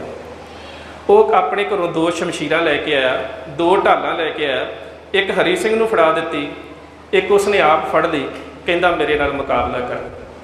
ਹਰੀ ਸਿੰਘ ਨਲੂਏ ਨੇ ਕਿਹਾ, ਕਹਿੰਦਾ ਮੈਂ ਗੁਰੂ ਦਾ ਸਿੱਖ ਹਾਂ ਤੇ ਸਾਡੇ ਗੁਰੂ ਨੇ ਇੱਕ ਅਸੂਲ ਸਾਨੂੰ ਬਖਸ਼ਿਆ ਕਿ ਅਸੀਂ ਪਹਿਲਾਂ ਦੁਸ਼ਮਣ ਤੇ ਵਾਰ ਨਹੀਂ ਕਰਦੇ, ਤੂੰ ਵਾਰ ਕਰ। ਉਸਨੇ 3 ਵਾਰ ਕੀਤੇ, ਹਰੀ ਸਿੰਘ ਨਲੂਏ ਨੇ ਡੱਕ ਲਏ। ਜਦੋਂ ਹਰੀ ਸਿੰਘ ਨਲੂਏ ਨੇ ਚੌਥਾ ਵਾਰ ਕੀਤਾ ਤੇ ਉਹਦੀ ਸੰਜੋ ਨੂੰ ਚੀਰਦਾ ਹੋਇਆ ਛਾਤੀ 'ਚ ਵੱਜਾ ਤੇ ਪਠਾਨ ਜ਼ਮੀਨ ਤੇ ਡਿੱਗ ਪਿਆ। ਜਦੋਂ ਜ਼ਮੀਨ ਤੇ ਡਿੱਗ ਪਿਆ ਫਿਰ ਹਰੀ ਸਿੰਘ ਨੇ ਕੀ ਕੀਤਾ, ਉਸੇ ਵੇਲੇ ਆਪਣੇ ਸਿਰ ਦੀ ਦਸਤਾਰ ਉਟਾਈ ਤੇ ਉਸ ਦਾ ਫੱਟ ਬੰਨਣਾ ਸ਼ੁਰੂ ਕਰ ਦਿੱਤਾ। ਕਹਿੰਦਾ ਜਿੰਨਾ ਚਿਰ ਤੂੰ ਤਲਵਾਰਬਾਜ਼ ਸੀ ਨਾ, ਉਹਨਾਂ ਚਿਰ ਮੇਰਾ ਦੁਸ਼ਮਣ ਸੀ। ਹੁਣ ਤੂੰ ਜ਼ਮੀਨ ਤੇ ਡਿੱਗਾ ਪਿਆ ਤੇ ਇਨਸਾਨੀਅਤ ਦੇ ਨਾਤੇ ਤੇਰਾ ਇਲਾਜ ਕਰਨਾ ਮੇਰਾ ਫਰਜ਼ ਹੈ। ਉਸ ਨੂੰ ਠੀਕ ਕਰਕੇ ਜਦੋਂ ਹਰੀ ਸਿੰਘ ਨਲੂਆ ਮੁੜਨ ਲੱਗਾ, ਉਹ ਪਠਾਨ ਵੀ ਬੜਾ ਬਹਾਦਰ ਸੀ। ਉਸ ਨੇ ਆਪਣੇ ਪਿੰਡ ਦੇ ਨੌਜਵਾਨਾਂ ਨੂੰ ਕਿਹਾ ਕਿ ਜਾਓ ਇਸ ਨੂੰ ਵਾਪਸ ਛੱਡ ਕੇ ਆਓ ਕਿਲ੍ਹੇ ਦੇ ਵਿੱਚ। ਤੇ ਜਦੋਂ ਕਿਲ੍ਹੇ ਦੇ ਵਿੱਚੋਂ ਛੱਡਣ ਆਏ ਤੇ ਜਦੋਂ ਸਾਰੀਆਂ ਸਿੱਖ ਫੌਜਾਂ ਨੇ ਹਰੀ ਸਿੰਘ ਨੂੰ ਆਉਂਦਿਆਂ ਵੇਖਿਆ ਤੇ ਜਰਨੈਲ ਕਹਿ ਕੇ ਫਤਿਹ ਬੁਲਾਈ ਤੇ ਪਠਾਨ ਹੈਰਾਨ ਹੋ ਗਏ ਕਿ ਸਿੱਖਾਂ ਦਾ ਜਰਨੈਲ ਤੇ ਹਰੀ ਸਿੰਘ ਨਲੂਆ ਸੀ। ਅਸੀਂ ਤੇ ਆਮ ਸਿੱਖ ਸਮਝ ਕੇ ਇਸ ਨੂੰ ਪਿੰਡ ਦੇ ਵਿੱਚ ਲੈ ਗਏ ਸੀ। ਪ੍ਰੇਮ ਸਿੰਘ ਕਹਿੰਦੇ ਨੇ, ਕਹਿੰਦੇ ਉਹ ਪਠਾਨ ਪਛਤਾਏ ਵੀ ਕਿ ਇਸ ਨੂੰ ਜਿੰਦਾ ਕਿਉਂ ਛੱਡਿਆ, ਇਸ ਨੂੰ ਤੇ ਉੱਥੇ ਕਤਲ ਕਰ ਦੇਣਾ ਚਾਹੀਦਾ ਸੀ, ਸਾਡੇ ਹੱਥ ਤਾਂ ਹਰੀ ਸਿੰਘ ਆਇਆ ਸੀ। ਪਰ ਕਹਿੰਦਾ ਹਰੀ ਸਿੰਘ ਦੀ ਦਲੇਰੀ ਵੇਖੋ ਕਿ ਦਾਤਣ ਕਰਦਾ ਸੀ ਦੁਸ਼ਮਣ ਦੇ ਪਿੰਡ ਦੇ ਵਿੱਚ ਚਲਾ ਗਿਆ। ਅਗਲੀ ਘਟਨਾ ਸ਼ਮਸ਼ੁਦੀਨ ਦਾ ਫੌਜਦਾਰ ਨਾਸਰ ਖਾਨ ਜਦੋਂ ਪਤਾ ਲੱਗਾ ਕਿ ਦਰਿਆ ਖੈਬਰ ਤੇ ਹਰੀ ਸਿੰਘ ਨਲੂਏ ਨੇ ਕਬਜ਼ਾ ਕਰ ਲਿਆ ਤੇ ਆਪਣੇ ਬੇਟੇ ਨਾਸਰ ਖਾਨ ਨੂੰ ਕਹਿੰਦਾ, ਬੇਟਾ ਜਲਦੀ ਸਮਾਨ ਚੁੱਕ, ਅਸੀਂ ਇਸ ਇਲਾਕੇ ਨੂੰ ਛੱਡ ਕੇ ਜਲਾਲਾਬਾਦ ਚਲੇ ਜਾਈਏ, ਮਤਾ ਹਰੀ ਸਿੰਘ ਨਲੂਆ ਕਿਤੇ ਸਾਡਾ ਨੁਕਸਾਨ ਨਾ ਕਰ ਦੇਵੇ। ਜਿਹੜਾ ਨਾਸਰ ਖਾਨ ਨੇ ਆਪਣੇ ਪੁੱਤਰ ਗੁਲਫਾਮ ਨੂੰ ਇਹ ਗੱਲ ਕਹੀ ਤੇ ਗੁਲਫਾਮ ਆਪਣੀ ਮੰਗੇਤਰ ਬਾਨੋ ਦੇ ਘਰ ਗਿਆ, ਜਿਸ ਦੇ ਨਾਲ ਉਸਦਾ ਨਿਕਾਹ ਹੋਣਾ ਸੀ। ਕਹਿੰਦਾ, ਬਾਨੋ ਚੱਲ ਛੇਤੀ ਇਸ ਸ਼ਹਿਰ ਨੂੰ ਛੱਡ ਕੇ ਚਲੇ ਜਾਈਏ, ਕਿਉਂਕਿ ਪਤਾ ਲੱਗਾ ਮੇਰੇ ਅੱਬੂ ਜਾਨ ਨੇ ਦੱਸਿਆ ਕਿ ਹਰੀ ਸਿੰਘ ਨਲੂਆ ਇਸ ਇਲਾਕੇ ਤੇ ਕਾਬਜ਼ ਹੋ ਗਿਆ ਤੇ ਹੁਣ ਅਸੀਂ ਉਸ ਦੇ ਅੱਗੇ ਮੈਦਾਨੇ ਜੰਗ 'ਚ ਮੁਕਾਬਲਾ ਨਹੀਂ ਕਰ ਸਕਦੇ, ਸਾਨੂੰ ਇਲਾਕਾ ਛੱਡਣਾ ਪਵੇਗਾ। ਤੇ ਬਾਨੋ ਪਤਾ ਕੀ ਕਹਿੰਦੀ ਹੈ? ਕਹਿੰਦੀ, ਗੁਲਫਾਮ ਤੂੰ ਤੇ ਕਹਿੰਦਾ ਸੀ ਮੇਰੇ ਬਰਸ਼ੇ ਦੇ ਅੱਗੇ ਕੋਹ ਕਾਫ ਵਰਗੇ ਪਹਾੜ ਵੀ ਡਿੱਗ ਪੈਂਦੇ ਨੇ, ਤੂੰ ਤੇ ਕਹਿੰਦਾ ਸੀ ਕਿ ਜਦੋਂ ਮੈਂ ਆਪਣੇ ਕਮਾਨ ਦੇ ਵਿੱਚ ਤੀਰ ਨੂੰ ਖਿੱਚਦਾ ਮੇਰੇ ਅੱਗੇ ਕੋਈ ਦੁਸ਼ਮਣ ਖੜਾ ਨਹੀਂ ਹੋ ਸਕਦਾ। ਅਜੇ ਤੇ ਹਰੀ ਸਿੰਘ ਆਇਆ ਹੀ ਨਹੀਂ, ਤੂੰ ਨਾਮ ਹੀ ਸੁਣਿਆ ਤੇ ਤੂੰ ਕਹਿ ਰਿਹਾ ਸ਼ਹਿਰ ਛੱਡ ਕੇ ਚਲਾ ਜਾਈਏ। ਕਿੱਥੇ ਗਈ ਤੇਰੀ ਦਲੇਰੀ, ਕਿੱਥੇ ਗਈ ਤੇਰੀ ਬਹਾਦਰੀ? ਮੈਂ ਤੇ ਤੇਰੇ ਨਾਲ ਨਿਕਾਹ ਕਰਾਉਣ ਦੇ ਵਾਸਤੇ ਹਾਂ ਹੀ ਇਸ ਕਰਕੇ ਕੀਤੀ ਸੀ ਕਿ ਮੈਨੂੰ ਦੱਸਿਆ ਗਿਆ ਸੀ ਕਿ ਤੂੰ ਦਰਾ ਖੈਬਰ ਦੇ ਸਾਰੇ ਪਠਾਣਾਂ 'ਚੋਂ ਬਹਾਦਰ ਜਰਨੈਲ ਹੈ। ਇੰਨਾ ਡਰਪੋਕ ਹੈ? ਕਹਿੰਦਾ, ਨਹੀਂ ਬਾਨੋ, ਗੱਲ ਕਰਨ ਦਾ ਵਕਤ ਨਹੀਂ ਹੈ, ਚੱਲ ਛੇਤੀ ਜਾ ਕੇ ਕਿਤੇ ਲੁਕ ਜਾਈਏ। ਇੱਕ ਪਹਾੜ ਦੀ ਕੰਧਰ ਦੇ ਵਿੱਚ, ਉਸ ਇਲਾਕੇ ਦੇ ਵਿੱਚ ਪਹਾੜੀ ਗੁਫਾ ਬਹੁਤ ਨੇ, ਅਜੇ ਵੀ ਪਠਾਨ ਉਹਨਾਂ ਗੁਫਾ ਦੇ ਵਿੱਚ ਬਹੁਤ ਰਹਿੰਦੇ ਨੇ। ਜਿੰਨਾ ਵੀ ਉਹਨਾਂ ਨੇ ਉੱਥੇ ਹੁਣ ਵੀ ਅਮਰੀਕੀ ਫੌਜ ਦਾ ਮੁਕਾਬਲਾ ਕੀਤਾ, ਉਹਨਾਂ ਪਹਾੜੀ ਕੰਧਰਾਂ ਦੇ ਵਿੱਚੋਂ ਕੀਤਾ। ਇੱਕ ਕੰਧਰ ਦੇ ਵਿੱਚ ਲੁਕੇ ਬੈਠੇ ਨੇ ਤੇ ਬਾਨੋ ਆਪਣੇ ਮੰਗੇਤਰ ਗੁਲਫਾਮ ਨੂੰ ਸਵਾਲ ਕਰਦੀ ਹੈ, ਕਹਿੰਦੀ ਹੈ ਕਿ ਇਹ ਕਿਹੜਾ ਜਰਨੈਲ ਹੈ ਜਿਸ ਤੋਂ ਤੁਸੀਂ ਇੰਨੇ ਡਰਦੇ ਹੋ? ਕਹਿੰਦਾ, ਸਿੱਖਾਂ ਦਾ ਜਰਨੈਲ ਹਰੀ ਸਿੰਘ ਨਲੂਆ ਹੈ। ਕਹਿੰਦੀ, ਮੈਂ ਵੇਖਣਾ ਚਾਹੁੰਦੀ ਹਾਂ ਕਿ ਜਰਨੈਲ ਹੈ ਕਿਹੜਾ। ਕਹਿੰਦਾ, ਬਾਨੋ ਪਰਾਈ ਕੌਮ ਦਾ ਸਰਦਾਰ ਹੈ, ਤੂੰ ਉਸ ਨੂੰ ਵੇਖਣ ਵਾਸਤੇ ਨਾ ਜਾ। ਜਿਸ ਤਰ੍ਹਾਂ ਦਾ ਮਨੁੱਖ ਆਪ ਹੁੰਦਾ ਹੈ ਨਾ, ਦੂਸਰੇ ਦੇ ਬਾਰੇ ਉਹਦੀ ਪ੍ਰੈਡਿਕਸ਼ਨ ਬਿਲਕੁਲ ਉਸੇ ਤਰ੍ਹਾਂ ਦੀ ਹੁੰਦੀ ਹੈ। ਕਹਿੰਦਾ, ਦੁਸ਼ਮਣ ਹੈ, ਤੈਨੂੰ ਘੇਰ ਲਵੇਗਾ, ਤੇਰੀ ਇੱਜ਼ਤ ਲੁੱਟ ਲਵੇਗਾ, ਤੂੰ ਉੱਥੇ ਨਾ ਜਾ। ਤੇ ਬਾਨੋ ਨੇ ਜਵਾਬ ਪਤਾ ਕੀ ਦਿੱਤਾ? ਕਹਿੰਦੀ, ਚਾਹੇ ਜਾਵੇ ਇੱਜ਼ਤ ਤੇ ਚਾਹੇ ਜਾਵੇ ਜਾਨ, ਪਰ ਮੈਂ ਉਹ ਜਰਨੈਲ ਜ਼ਰੂਰ ਵੇਖਣਾ ਜਿਸ ਤੋਂ ਤੁਸੀਂ ਡਰਦੇ ਹੋ। ਤੁਸੀਂ ਆਪਣੇ ਆਪ ਨੂੰ ਬੜੇ ਬਹਾਦਰ ਸਮਝਦੇ ਹੋ ਨਾ, ਮੈਂ ਉਹ ਜਰਨੈਲ ਜ਼ਰੂਰ ਵੇਖਣਾ ਜਿਸ ਤੋਂ ਤੁਸੀਂ ਡਰਦੇ ਹੋ।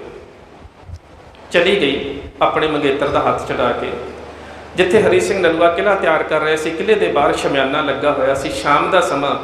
ਕਿਲ੍ਹੇ ਦੇ ਉਸ ਸ਼ਮਿਆਨੇ ਦੇ ਬਾਹਰ, ਸ਼ਮਿਆਨੇ 'ਚ ਛੋਟੇ ਜਿਹੇ ਟੈਂਟ ਦੇ ਅੰਦਰ ਦਾਖਲ ਹੋਈ।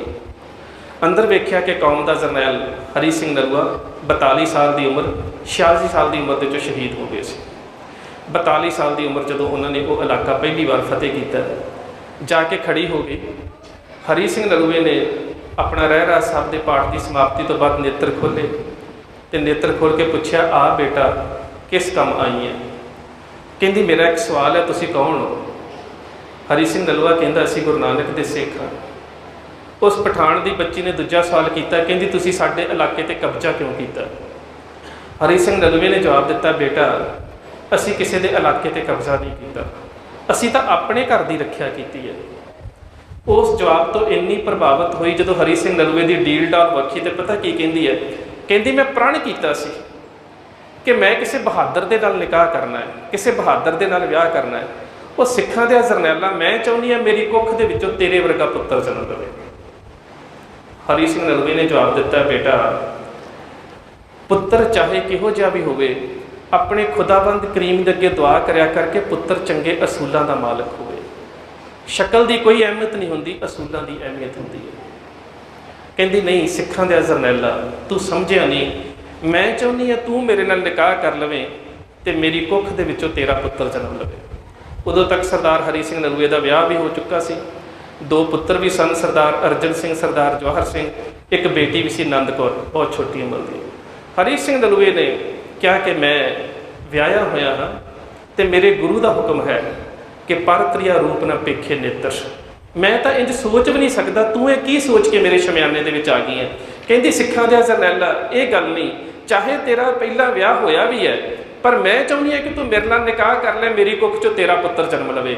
ਹਰੀ ਸਿੰਘ ਨਲੂਆ ਜੋਸ਼ ਦੇ ਵਿੱਚ ਆਇਆ, ਨੇੜੇ ਪਈ ਸ਼ਮਸ਼ੀਰ ਤੇ ਹੱਥ ਚਲਾ ਗਿਆ ਤੇ ਗੁੱਸੇ ਦੇ ਵਿੱਚ ਕਹਿੰਦੇ ਨੇ, ਪਠਾਨ ਦੀ ਇਹ ਬੱਚੀ ਹੈ, ਮੇਰੇ ਸ਼ਮਿਆਨੇ 'ਚੋਂ ਬਾਹਰ ਚਲੀ ਜਾ, ਤੂੰ ਇੱਕ ਸਿੱਖ ਦੇ ਇਖਲਾਕ ਨੂੰ ਪਰਖਣ ਵਾਸਤੇ ਆਈ ਹੈ। ਵਾਪਸ ਜਾਂਦੀ ਹੋਈ ਉਹ ਬੱਚੀ, ਅੱਖਾਂ ਦੇ ਵਿੱਚ ਹੰਝੂ ਨੇ, ਸ਼ਮਿਆਨੇ ਦੇ ਦਰਵਾਜ਼ੇ ਤੇ ਰੁਕੀ ਤੇ ਝੋਲੀ ਅੱਡ ਕੇ ਕਹਿੰਦੀ, ਉਹ ਸਿੱਖਾਂ ਦੇ ਜਰਨੈਲਾ, ਮੈਂ ਤੇ ਸੁਣਿਆ ਸੀ ਕਿ ਗੁਰੂ ਨਾਨਕ ਦੇ ਦਰ ਤੋਂ ਕੋਈ ਖਾਲੀ ਨਹੀਂ ਗਿਆ, ਤੇ ਅੱਜ ਇੱਕ ਪਠਾਣਾ ਦੀ ਬੱਚੀ ਗੁਰੂ ਨਾਨਕ ਦੇ ਜਰਨੈਲ ਦੇ ਦਰ ਤੋਂ ਖਾਲੀ ਜਾ ਰਹੀ ਹੈ। ਹਰੀ ਸਿੰਘ ਨਲੂਆ ਕਹਿੰਦਾ ਰੁਕ ਜਾ। ਰੁਕ ਗਈ। ਕਹਿੰਦਾ ਤੇਰਾ ਨਾਮ ਕੀ ਹੈ? ਕਹਿੰਦੀ ਬਾਨੋ। ਆਪਣੇ ਕੋਲ ਪਈ ਇੱਕ ਚਾਦਰ ਨੂੰ ਉਹਦੇ ਸਿਰ ਦੇ ਉੱਪਰ ਰੱਖ ਕੇ ਹੱਥ ਜੋੜ ਕੇ ਸਾਹਮਣੇ ਖੜਾ ਹੋ ਗਿਆ।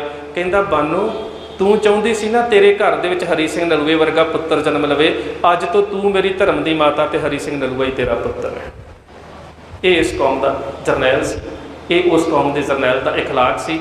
ਉਸ ਸਮੇਂ ਹਰੀ ਸਿੰਘ ਨਲੂਏ ਦੀ ਉਮਰ 42 ਸਾਲ ਤੋਂ ਉੱਪਰ ਸੀ ਤੇ ਜਿਸ ਨੂੰ ਮਾਤਾ ਕਹਿ ਕੇ ਸੰਬੋਧਨ ਕਰ ਰਿਹਾ 19-20 ਸਾਲ ਦੀ ਲੜਕੀ ਸੀ। ਇਹ ਉਸ ਕੌਮ ਦਾ ਜਿਹੜਾ ਜਰਨੈਲ ਸੀ ਸਾਡਾ, ਇਹ ਉਹਦਾ ਇਖਲਾਕ ਸੀ, ਇਹ ਉਹਦਾ ਕਰੈਕਟਰ ਸੀ। ਹਰੀ ਸਿੰਘ ਨਲੂਆ ਉਸ ਇਲਾਕੇ ਨੂੰ ਕਿਲ੍ਹਾ ਬਣਾਉਣ ਤੋਂ ਬਾਅਦ ਉੱਥੇ ਸਰਦਾਰ ਮਾਹ ਸਿੰਘ ਨੂੰ ਤੈਨਾਤ ਕੀਤਾ। ਸਰਦਾਰ ਮਾਹ ਸਿੰਘ ਨੂੰ 800 ਪੈਦਲ, 200 ਘੋੜਸਵਾਰ, 10 ਵੱਡੀਆਂ ਤੋਪਾਂ, 12 ਛੋਟੀਆਂ ਤੋਪਾਂ ਔਰ 80 ਤੋਪਚੀ ਦੇ ਕੇ ਹਰੀ ਸਿੰਘ ਨਲੂਆ ਵਾਪਸ ਪੇਸ਼ਾਵਰ ਕਿਲ੍ਹੇ ਦੇ ਵਿੱਚ ਆ ਗਿਆ। ਪੇਸ਼ਾਵਰ ਕਿਲ੍ਹੇ ਦੇ ਵਿੱਚ ਉਦੋਂ ਉਹ ਸਮਾਂ ਆ ਗਿਆ ਜਦੋਂ ਕੰਵਰ ਨੌ ਨਿਹਾਲ ਸਿੰਘ ਦਾ ਵਿਆਹ ਸੀ। ਸ਼ੇਰੇ ਪੰਜਾਬ ਮਹਾਰਾਜਾ ਰਣਜੀਤ ਸਿੰਘ ਨੇ ਕੰਵਰ ਨੌ ਨਿਹਾਲ ਸਿੰਘ ਦਾ ਵਿਆਹ ਸ਼ਾਮ ਸਿੰਘ ਅਟਾਰੀ ਦੀ ਬੇਟੀ ਬੀਬੀ ਨਾਨਕੀ ਦੇ ਨਾਲ ਕਰਨਾ ਸੀ ਤੇ ਬੜੀ ਧੂਮਧਾਮ ਦੇ ਨਾਲ ਕਰਨਾ ਸੀ। ਤੇ ਸ਼ੇਰੇ ਪੰਜਾਬ ਮਹਾਰਾਜਾ ਰਣਜੀਤ ਸਿੰਘ ਨੇ ਸਾਰੇ ਜਿੱਥੇ ਵੀ ਕਿਲ੍ਹਿਆਂ ਦੇ ਵਿੱਚ ਸਿੱਖ ਫੌਜ ਬੈਠੀ ਸੀ, ਸਾਰੀ ਨੂੰ ਇਹ ਸੱਦੇ ਭੇਜ ਦਿੱਤੇ ਕਿ ਸਾਰੀ ਸਿੱਖ ਫੌਜ ਤਕਰੀਬਨ 75% ਫੌਜ ਜਿਹੜੀ ਹੈ, 25% ਫੌਜ ਜਿਹੜੀ ਉਹ ਰੱਖਿਆ ਵਾਸਤੇ ਕਿਲ੍ਹਿਆਂ ਦੇ ਵਿੱਚ ਰਹਿ ਜਾਵੇ ਤੇ ਬਾਕੀ ਸਾਰੀ ਫੌਜ ਲਾਹੌਰ ਆ ਜਾਵੇ। ਸਾਰੀ ਫੌਜ ਲਾਹੌਰ ਆ ਗਈ ਤੇ ਉਸ ਪੇਸ਼ਾਵਰ ਦੇ ਕਿਲ੍ਹੇ ਦੇ ਵਿੱਚ 25,000 ਫੌਜ ਸੀ, ਜਿਹਦੇ ਵਿੱਚੋਂ 15,000 ਫੌਜ ਲੈ ਕੇ ਹਰੀ ਸਿੰਘ ਨਲੂਏ ਦਾ ਪੁੱਤਰ ਜਵਾਹਰ ਸਿੰਘ ਵੀ ਲਾਹੌਰ ਵਿਆਹ ਦੇ ਵਿੱਚ ਆ ਗਿਆ। ਸਾਰੀ ਫੌਜ ਇੱਥੇ ਇਕੱਠੀ ਹੋ ਗਈ, ਸਾਰੇ ਸਰਦਾਰ ਇੱਥੇ ਨੇ। ਤੇ ਉਸ ਸਮੇਂ ਇੱਕ ਅੰਗਰੇਜ਼ ਸੂਈਏ ਨੇ ਜਾ ਕੇ ਦੋਸਤ ਮੁਹੰਮਦ ਖਾਨ ਨੂੰ ਦੱਸਿਆ ਕਿ ਦੋਸਤ ਮੁਹੰਮਦ ਖਾਨ, ਜਿਸ ਹਰੀ ਸਿੰਘ ਨਲੂਏ ਨੇ ਅਟਕ ਨੂੰ ਫਤਿਹ ਕੀਤਾ ਸੀ, ਜਿਸ ਹਰੀ ਸਿੰਘ ਨਲੂਏ ਨੇ ਪੇਸ਼ਾਵਰ ਨੂੰ ਫਤਿਹ ਕੀਤਾ ਸੀ, ਜਿਸ ਨੇ ਫਰੰਟੀਅਰ ਤੇ ਹਜ਼ਰੋ ਦਾ ਇਲਾਕਾ ਫਤਿਹ ਕੀਤਾ ਸੀ, ਜਿਨਨੇ ਸਾਡੇ ਕੋਲ ਜਬਰੌਦ ਲੈ ਲਿਆ, ਜਿਹਦੀ ਹੁਣ ਅੱਖ ਜਲਾਲਾਬਾਦ ਦੇ ਉੱਪਰ ਹੈ, ਅੱਜ ਉਹ ਹਰੀ ਸਿੰਘ ਨਲੂਆ ਤੇ ਉਹਦੇ ਸਿੱਖ ਬੜੀਆਂ ਥੋੜੀਆਂ ਫੌਜਾਂ ਦੇ ਨਾਲ ਜਮਰਾਤ ਦੇ ਕਿਲ੍ਹੇ ਦੇ ਵਿੱਚ ਨੇ। ਜੇਕਰ ਹੋਰ ਹਮਲਾ ਕੀਤਾ ਜਾਵੇ ਤੇ ਜਮਰੌਦ ਦੇ ਕਿਲ੍ਹੇ ਨੂੰ ਵਾਪਸ ਲਿਆ ਜਾ ਸਕਦਾ ਹੈ, ਕਿਉਂਕਿ ਸਾਰੀ ਸਿੱਖ ਫੌਜ ਵਿਆਹ ਦੇ ਵਿੱਚ ਸ਼ਾਮਲ ਹੋਣ ਦੇ ਵਾਸਤੇ ਲਾਹੌਰ ਗਈ ਹੋਈ ਹੈ। ਉਸੇ ਵੇਲੇ ਦੋਸਤ ਮੁਹੰਮਦ ਖਾਨ ਨੇ ਆਪਣੇ 5 ਪੁੱਤਰ ਅਜ਼ਮਲ ਖਾਨ, ਅਕਬਰ ਖਾਨ, ਅਫਜ਼ਲ ਖਾਨ, ਆਜ਼ਮ ਖਾਨ ਤੇ ਗੁਲਾਮ ਹੈਦਰ ਖਾਨ, ਇਹਨਾਂ ਆਪਣੇ 5 ਪੁੱਤਰਾਂ ਨੂੰ ਆਪਣੇ ਸਾਹਮਣੇ ਖੜਾ ਕੀਤਾ ਤੇ ਉਸੇ ਸਮੇਂ ਸ਼ਾਹੀ ਕਾਜ਼ੀ ਨੇ ਜਿਹਾਦ ਦਾ ਫਤਵਾ ਜਾਰੀ ਕਰ ਦਿੱਤਾ ਕਿ ਅਸੀਂ ਹੁਣ ਜਿਹੜਾ ਇਲਾਕਾ ਸਿੱਖਾਂ ਨੇ ਜਿੱਤਿਆ ਸੀ, ਉਸ ਨੂੰ ਜਿੱਤਣ ਦੇ ਵਾਸਤੇ ਅਸੀਂ ਜਮਰੌਦ ਦੇ ਉੱਪਰ ਹਮਲਾ ਕਰਨਾ ਹੈ। ਤਕਰੀਬਨ 50,000 ਜਵਾਨ ਇਕੱਠਾ ਹੋ ਗਿਆ। ਉਹਦੇ ਤੋਂ ਇਲਾਵਾ ਸ਼ਮਸ਼ੂਦੀਨ ਤੇ ਸ਼ਮੀ ਖਾਨ, ਇਹ ਉਸ ਵੇਲੇ ਦੇ ਮੰਨੇ ਹੋਏ ਪਠਾਨ ਸੀ, ਇਹ ਵੀ ਆਪਣੀ ਫੌਜ ਦੇ ਨਾਲ ਸ਼ਾਮਲ ਹੋ ਗਏ ਤੇ ਇਹਨਾਂ ਨੇ 15 ਅਪ੍ਰੈਲ 1837 ਨੂੰ ਕਾਬਲ ਦੇ ਕੋਲੋਂ ਜਲਾਲਾਬਾਦ ਨੂੰ ਚਲਾਣਾ ਕੀਤਾ ਤੇ 28 ਅਪ੍ਰੈਲ 1837 ਨੂੰ ਆ ਕੇ ਇਹਨਾਂ ਇਸ ਕਿਲ੍ਹੇ ਨੂੰ ਘੇਰਾ ਪਾ ਲਿਆ। ਕਿਲ੍ਹੇ ਨੂੰ ਘੇਰਾ ਪਾ ਲਿਆ। ਕਿਲ੍ਹੇ ਦੇ ਵਿੱਚ ਸਰਦਾਰ ਮਾਹ ਸਿੰਘ ਦੇ ਕੋਲ 8,000 ਪੈਦਲ ਤੇ 2,000 ਘੋੜਸਵਾਰ, ਇਹਨਾਂ ਸਾਰੀਆਂ ਉੱਚੀਆਂ ਪਹਾੜੀਆਂ ਦੇ ਉੱਪਰ ਤੋਪਾਂ ਬੀੜ ਕੇ ਕਿਲ੍ਹੇ ਦੇ ਉੱਪਰ ਗੋਲੇ ਭਰਾਉਣੇ ਸ਼ੁਰੂ ਕਰ ਦਿੱਤੇ। ਉਧਰੋਂ ਸਰਦਾਰ ਮਹਾਂ ਸਿੰਘ ਆਪਣੇ ਜਰਨੈਲਾਂ ਨੂੰ ਲੈ ਕੇ ਬਾਹਰ ਨਿਕਲਿਆ। ਸ਼ਮੀ ਖਾਨ ਦੇ ਨਾਲ ਸਾਰੀ 28 ਤਰੀਕ ਨੂੰ ਲੜਾਈ ਹੁੰਦੀ ਰਹੀ। ਉਸ ਲੜਾਈ ਦੇ ਦੌਰਾਨ ਬਹੁਤ ਸਾਰੀਆਂ ਤੋਪਾਂ ਦੇ ਗੋਲੇ ਵੱਜਣ ਦੇ ਨਾਲ ਜਮਰੌਦ ਦੀ ਕਿਲ੍ਹੇ ਦੀ ਕੰਧ ਦੇ ਵਿੱਚ ਪਾੜ ਪੈ ਗਿਆ ਤੇ ਦੋਸਤ ਮੁਹੰਮਦ ਖਾਨ ਦਾ ਬੇਟਾ ਸ਼ਮੀ ਖਾਨ ਨੂੰ ਕਹਿੰਦਾ ਹੈ, ਅਕਬਰ ਖਾਨ ਕਹਿੰਦਾ ਹੈ ਕਿ ਮੈਂ ਕਿਲ੍ਹੇ ਦੇ ਪਾੜ ਦੇ ਵਿੱਚੋਂ ਅੰਦਰ ਜਾਵਾਂ। ਸ਼ਮੀ ਖਾਨ ਦੋਸਤ ਮੁਹੰਮਦ ਖਾਨ ਦੇ ਨਾਲ 3 ਵਾਰੀ ਸਿੱਖਾਂ ਦੇ ਹੱਥ ਵੇਖ ਚੁੱਕਿਆ ਸੀ। ਉਹਨੇ ਜਿਹੜੇ ਸ਼ਬਦ ਕਹੇ ਨੇ ਬੜੇ ਅਹਿਮ ਨੇ। ਕਹਿੰਦਾ ਅਕਬਰ ਖਾਨ, ਕਹਿੰਦਾ ਸ਼ੇਰ ਦੀ ਗੁਫਾ ਦੇ ਵਿੱਚ ਜਾਣ ਦਾ ਹੌਸਲਾ ਨਹੀਂ ਕਰੀਦਾ। ਬੇਸ਼ੱਕ ਕਿਲ੍ਹੇ 'ਚ ਪਾੜ ਪੈ ਗਿਆ ਨਾ ਤੇ ਅੰਦਰ ਮਾਹ ਸਿੰਘ ਵਰਗਾ ਸ਼ੇਰ ਬੈਠਾ ਹੈ। ਕਹਿੰਦਾ ਸਿੱਖ ਨੂੰ ਤੇ ਮਰੇ ਨੂੰ 7 ਦਿਨ ਹੋ ਗਏ ਹੋਣ ਨਾ ਤੇ ਇਹਦੇ ਸਰਾਣੇ ਖਲੋ ਕੇ ਕੋਈ ਵੰਗਾਰੇ ਤੇ ਇਹ ਮਰਿਆ ਹੋਇਆ ਵੀ ਉੱਠ ਪੈਂਦਾ, ਤੂੰ ਜਿਉਂਦੇ ਮਾਹ ਸਿੰਘ ਦੇ ਵੱਲ ਜਾਣਾ ਚਾਹੁੰਦਾ? ਕਹਿੰਦਾ ਇਹ ਹਿੰਮਤ ਨਾ ਕਰ, ਕਿਲ੍ਹੇ ਨੂੰ ਘੇਰਾ ਪਾ ਲਾ ਤੇ ਅਸੀਂ ਉੱਥੇ ਰਾਸ਼ਨ ਪਾਣੀ ਜਾਣਾ ਬੰਦ ਕਰ ਦੇਵਾਂਗੇ। ਆਪੇ 3 ਦਿਨਾਂ ਬਾਅਦ ਭੁੱਖੇ ਭਾਣੇ ਜਿਹੜੇ ਸਿੱਖ ਹੈ ਮੈਦਾਨੇ ਜੰਗ 'ਚ ਆ ਕੇ ਲੜਨਗੇ ਤੇ ਅਸੀਂ ਇਹਨਾਂ ਨੂੰ ਕਤਲ ਕਰਕੇ ਕਿਲ੍ਹੇ ਨੂੰ ਫਤਿਹ ਕਰ ਲਵਾਂਗੇ। ਉਹ 29 ਅਪ੍ਰੈਲ ਦੀ ਰਾਤ ਸ਼ੁਰੂ ਹੋ ਗਈ। 29 ਅਪ੍ਰੈਲ ਨੂੰ ਸਰਦਾਰ ਮਾਨ ਸਿੰਘ ਨੇ ਜਿੰਨੇ 300 ਤੋਂ ਵੱਧ ਸਿੱਖ ਸ਼ਹੀਦ ਹੋ ਚੁੱਕੇ ਸੀ, ਜਿਹੜੇ 700 ਰਹਿ ਗਏ ਸੀ, ਉਹਨਾਂ ਨੂੰ ਇਕੱਠੇ ਕੀਤਾ। ਉਹਨਾਂ ਨੂੰ ਇਕੱਠੇ ਕਰਕੇ ਕਹਿੰਦਾ ਕਿ ਇਹ ਕਿਲ੍ਹਾ ਜਿਹੜਾ ਇਹ ਪੰਜਾਬ ਦਾ ਦਰਵਾਜ਼ਾ ਸੀ ਜਿਸ ਨੂੰ ਅਸੀਂ ਬੰਦ ਕੀਤਾ। ਇਸ ਇਲਾਕੇ ਦੇ ਉੱਪਰ ਹਰੀ ਸਿੰਘ ਨਲੂਏ ਦੇ ਨਾਲ ਦੇ ਜਰਨੈਲਾਂ ਨੇ ਆਪਣਾ ਖੂਨ ਡੋਲਿਆ।